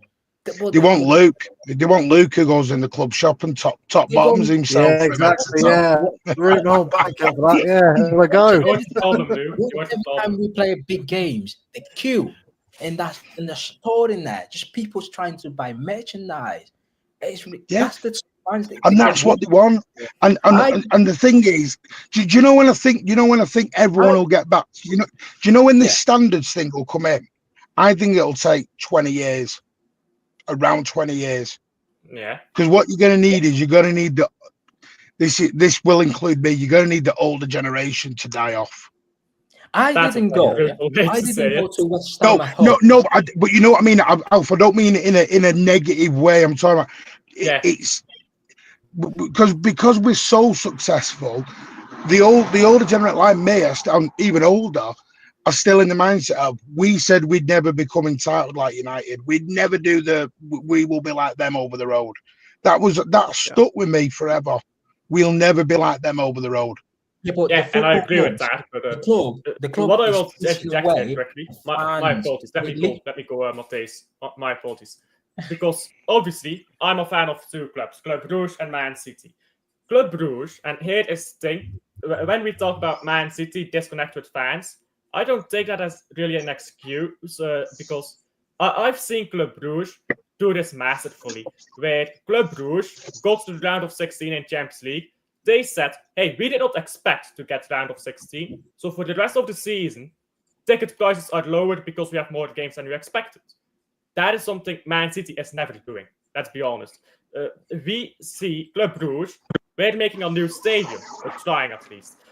When that new stadium is finished, the idea is more season tickets and less expensive tickets. Club Brugge has a stadium with 24,000 season tickets, 36,000 capacity. Now compare that to Man City and Man United. That is mental. And we're trying to increase those season tickets to move into a bigger stadium. I think when I look at Club Brugge, I look at a club that is completely intact with its fans because the CEO is a Club Brugge fan. He grew up a Club Brugge fan. And this is something Man City doesn't have. For all the praise I can give Galdoon, and I love Galdoon Almubrak, but he's not a Man City fan. He did not grow up a Man City fan. And that's the same for most of the boards. Yeah. For some reason, I think it's a great example of that. I don't think that's a City problem. I think it's a UK football problem. We are very, and you notice how I know you've had but say I support two clubs, and then in the UK we all go, you can't support two clubs because that's a UK thing. Because it's one of them, you one club. It's like if you swap your club, you're the plastic, you're the twat, you're this, that, and the other. If you swap clubs, that's just a UK thing. Because we still have this, and it's still like the 1980s ideology thinking of. Yeah. We sit there and we go, it's our club and it's this, that, and the other. Because, like you said, Caldoon's not a City fan. I've said this about players. Bernardo's not a City fan. Nope. Yeah. Alvarez, someone goes, why did Alvarez was not a City? It's a job. Yeah. Someone goes, well, why would Florian Wirtz want to come to go to Real Madrid over City? Because he's not a City fan. And Haaland's different. Haaland had a connection. Haaland had a history with City. It running his family. Yeah. So it's a different sell to that person. People need to realize as well, like even our own Sheikh Mansour. Listen, how many times does Sheikh Mansour goes on the ground? Like once every 2 years. Listen, he looks at Man City as his own business. What's the last time he was at the ground? Was it treble season? And as a business, but we need to make money. But at the same time, the way I've been saying how this football club is operating, especially the past 2 seasons, it's kind of sad. I didn't go to West Ham game where we won 4-1. The very next morning, I got a text message, you missed out your game and you need to make sure you got 10 or 14 games this season. Otherwise, you won't be able to. Flexi gold. And I'm like, no, that was the first game I missed at home. How many times has Sheikh Mansour been to City? Twice. Last time he went was in the treble season. Twice. Is it twice? Yeah. Twice. I know this. Do you know Caldoon doesn't come to as many games as he once did? because he's Yeah, now no, got that- because we've now got the CFJ. He's going to Yeah, New he York. doesn't- He's going to He used to- Australia. he He's going used all to- over the gap. a lot of games. He doesn't go anymore. Because Soriano, and I know it's because I got told this a long time ago. Soriano came in City and went, "We've got to stop thinking about the local fan base. It's about global. It's about globalizing. It's about that's where the money is." And I get it because he's a businessman. That was his job. He's been brought in to improve the bottom line. I got told this of Cheesy. I had a chat with Cheesy privately, and he said Omar Barada, was actually not happy, but he actually said we made more money during COVID with no fans in the stadium than we did out. You know why? Because of all the advertising he could stick down the stadium. You've got all the advertising that just goes round. And he's like, well, you've not got fans. It's just free advertising around the place. That's mad. yeah. But football's become a business. It's now about the bottom line. This is why PSR's there. This is why everything's now about PSR and bloody, 70% here and 85% here. And it's crazy. Yeah, football has always been a business, to be honest. But you know what the thing is, yeah? The thing is, it has changed. Football has always been a business. I think that we were just, when we were younger, we didn't want to see it. But the thing is, yeah, football has changed. Like, it used to be the only consistent way to get the money as a football club was having fans in your stadium. That is no longer the truth. Now clubs make more money via TV revenue.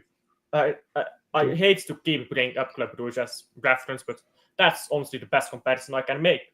Club Brugge recognizes that the best way to make money is TV revenue, and what they do is they intentionally make less money via the stadium than what they could, so that they have a better atmosphere.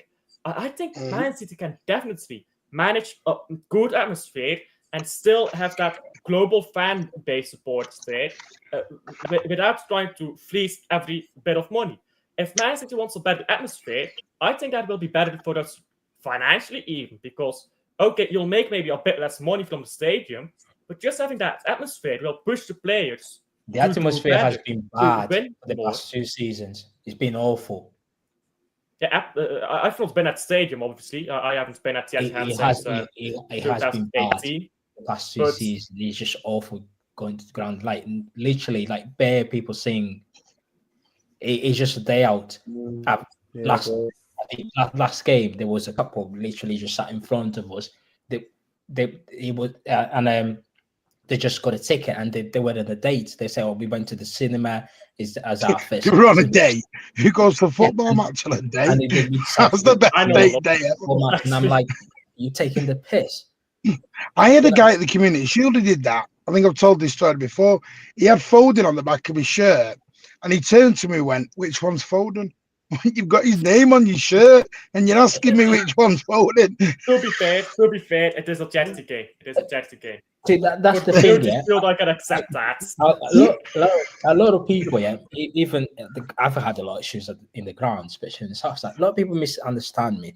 I don't mind actually people who go and watch Man City, but at least for 90 minutes, just get behind the team. Do you know what I mean? Just atmosphere shit this year. In fact, no, the atmosphere for 2 years has been shit. I said it. It's been awful for the past 2 years. I remember it, like, I got to, like, the turning point was last season, Palace. I thought you were going to mention the Liverpool game, because that Liverpool game was like a bloody wake last year. The Palace one, it was mad, and I look around, it's like it's my fault. My apologies. I've derailed it.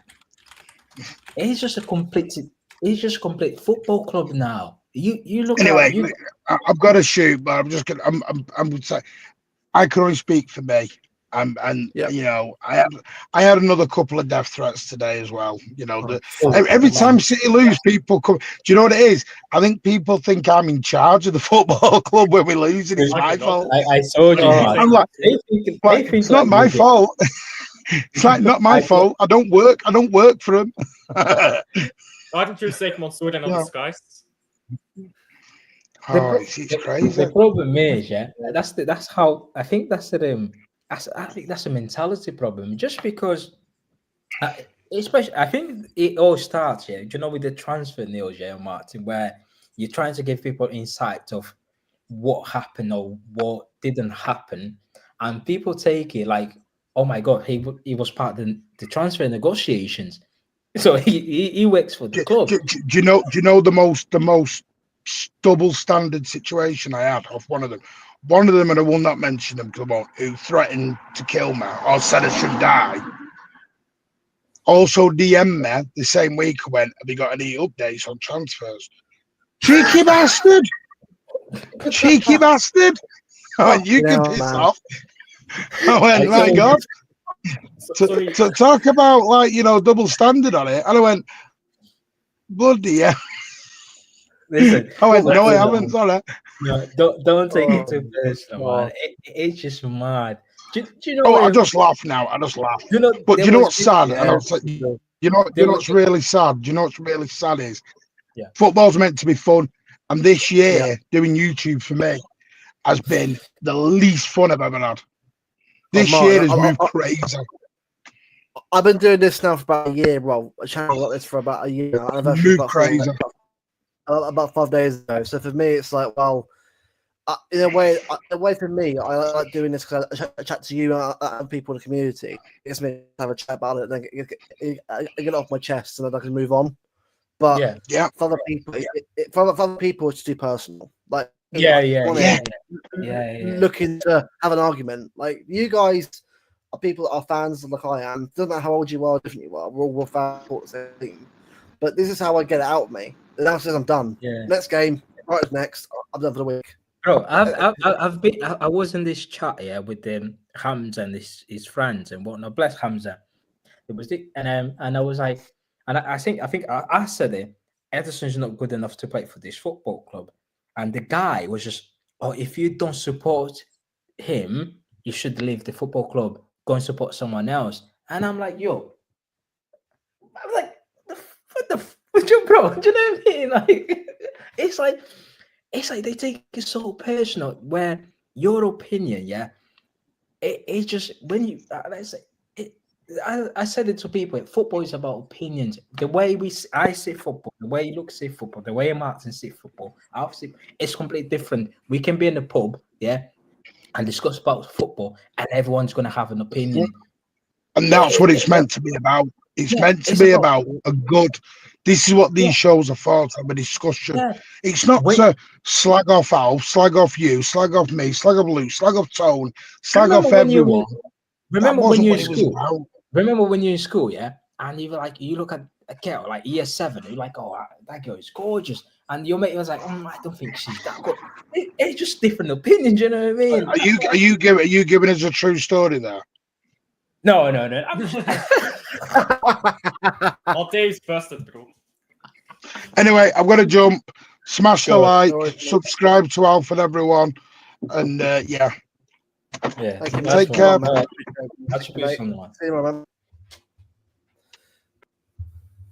Big up Martin. This was a great guy community. Look, Martin, for example, right? Look, Martin, you want to agree with what Martin says, right? He's a very positive, right? Martin also says as it is as well. He has an opinion like we all do, right? And that is what makes the beauty of doing these shows, because we all agree with each other. We all want the same thing. That's what the chat do. We want the club to get better. Every year it won't be like this. It won't. At some point, we're about to do a better year. We hope. Please. We hope. But with football, right? When we do win, it's great to have a chat about football when we actually do win. Because I can sit here with you guys at one point. We can share how good we were and celebrate a win. That's what I look forward to next. Good win. Yes. But the problem is at the moment is that this season, not us guys specifically, like we've all got our opinions about whatever, but we're not here slandering and disgracing players and the manager. Well, that's not what we're here to do. And people think that's what we're here to do. And out. But it could be, Steve, it could be worse, by the way. It could be a hell of a lot worse. But the fact is, right, I think for me, just ending the season strong. Yes, obviously today wasn't great, but I just want to end the season on strongly as we can. and then Yeah. in the summer we go again. Yeah. Go on. And just one more thing, yeah. Do you know, I always tell people, yeah, just don't get too much into football. You love your football club, you support them. However, don't get sucked in too much into it. Because as soon as you do and things are not going your way, it start affecting you and start affecting the relationship you've got close to the people you've got close to them. It start affecting the way you speak to your family. It start affecting the way you speak to your friends because your team lost and you started taking everything onto the people that are close to them. That's just wrong because these football players, as soon as they lose a football match, today is Saturday. Some of them, they're probably in a night out. Yeah.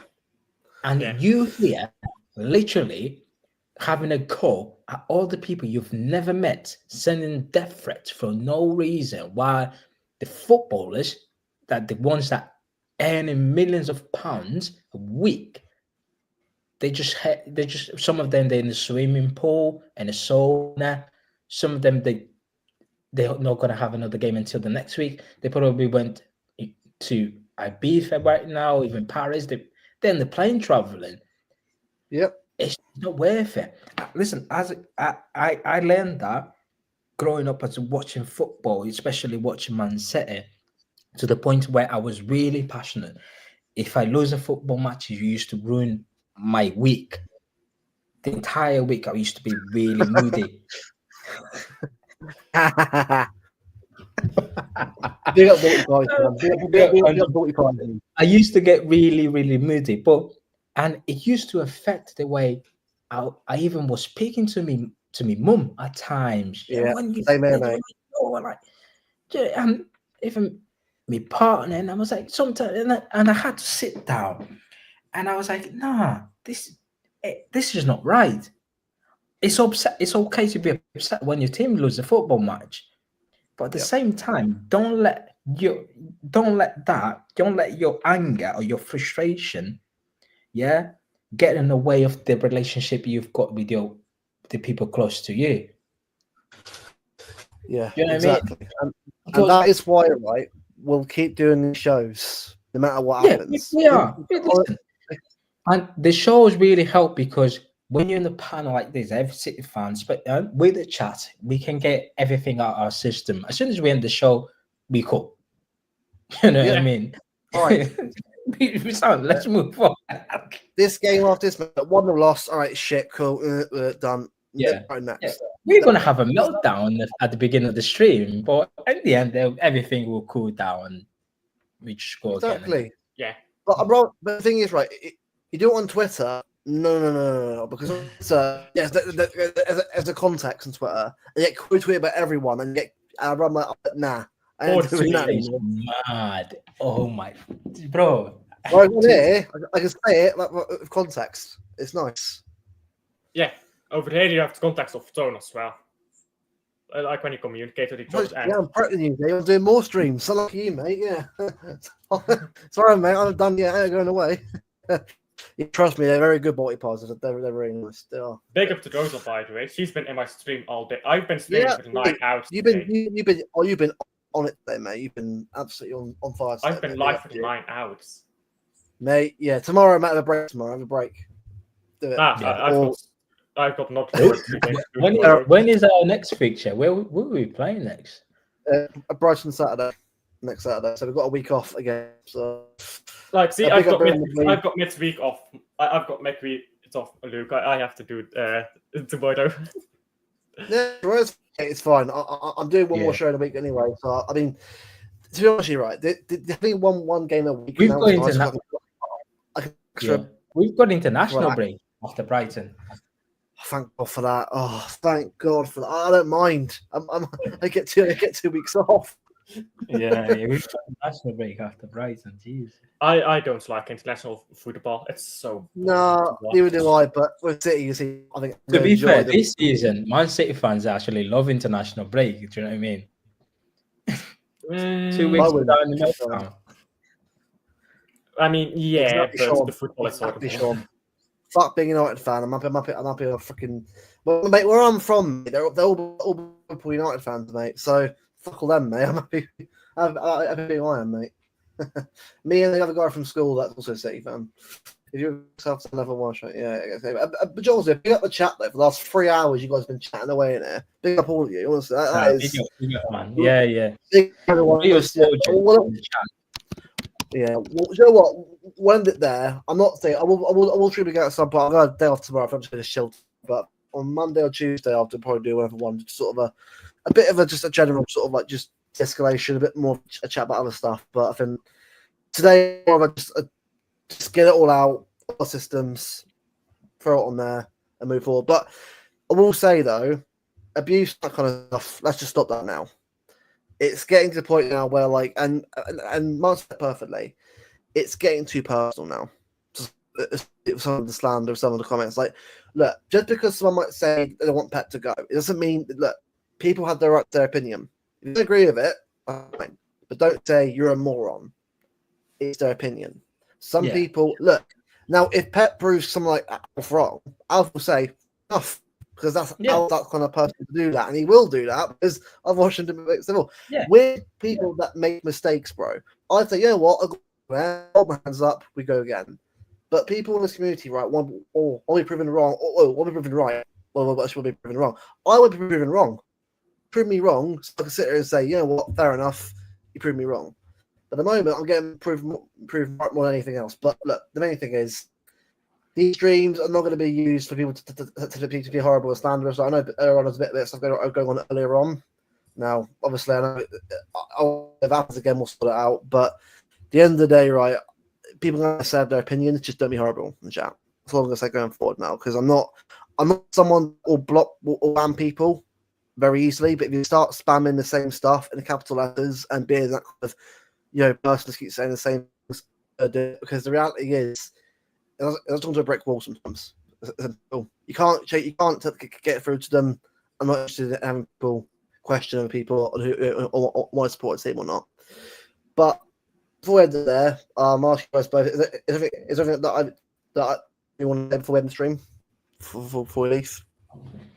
Can you give this a City his season tickets back so this all is fixed? A true City fan, whoever it was. Yeah. It's all your fault. It's all your fault. You have to give him that City that season tickets back. Yeah, no, but also, big up Patrick though. The guy is literally going through chemo and stuff, right, and still doing content. Like, that man is a work machine. Like, that guy, honestly, I wouldn't go that far. Work machine. Well, I'm only messing, up and down, I know, but you know what I mean. No, but when he goes right, he's one of the best content creators. Big up Patrick, man. Yeah. He's great. So I'll get him on. I'll get him on soon. And we need. I feel like Man City, especially Man City fans and the Man City community, they get so overlooked by other fan base. So listen.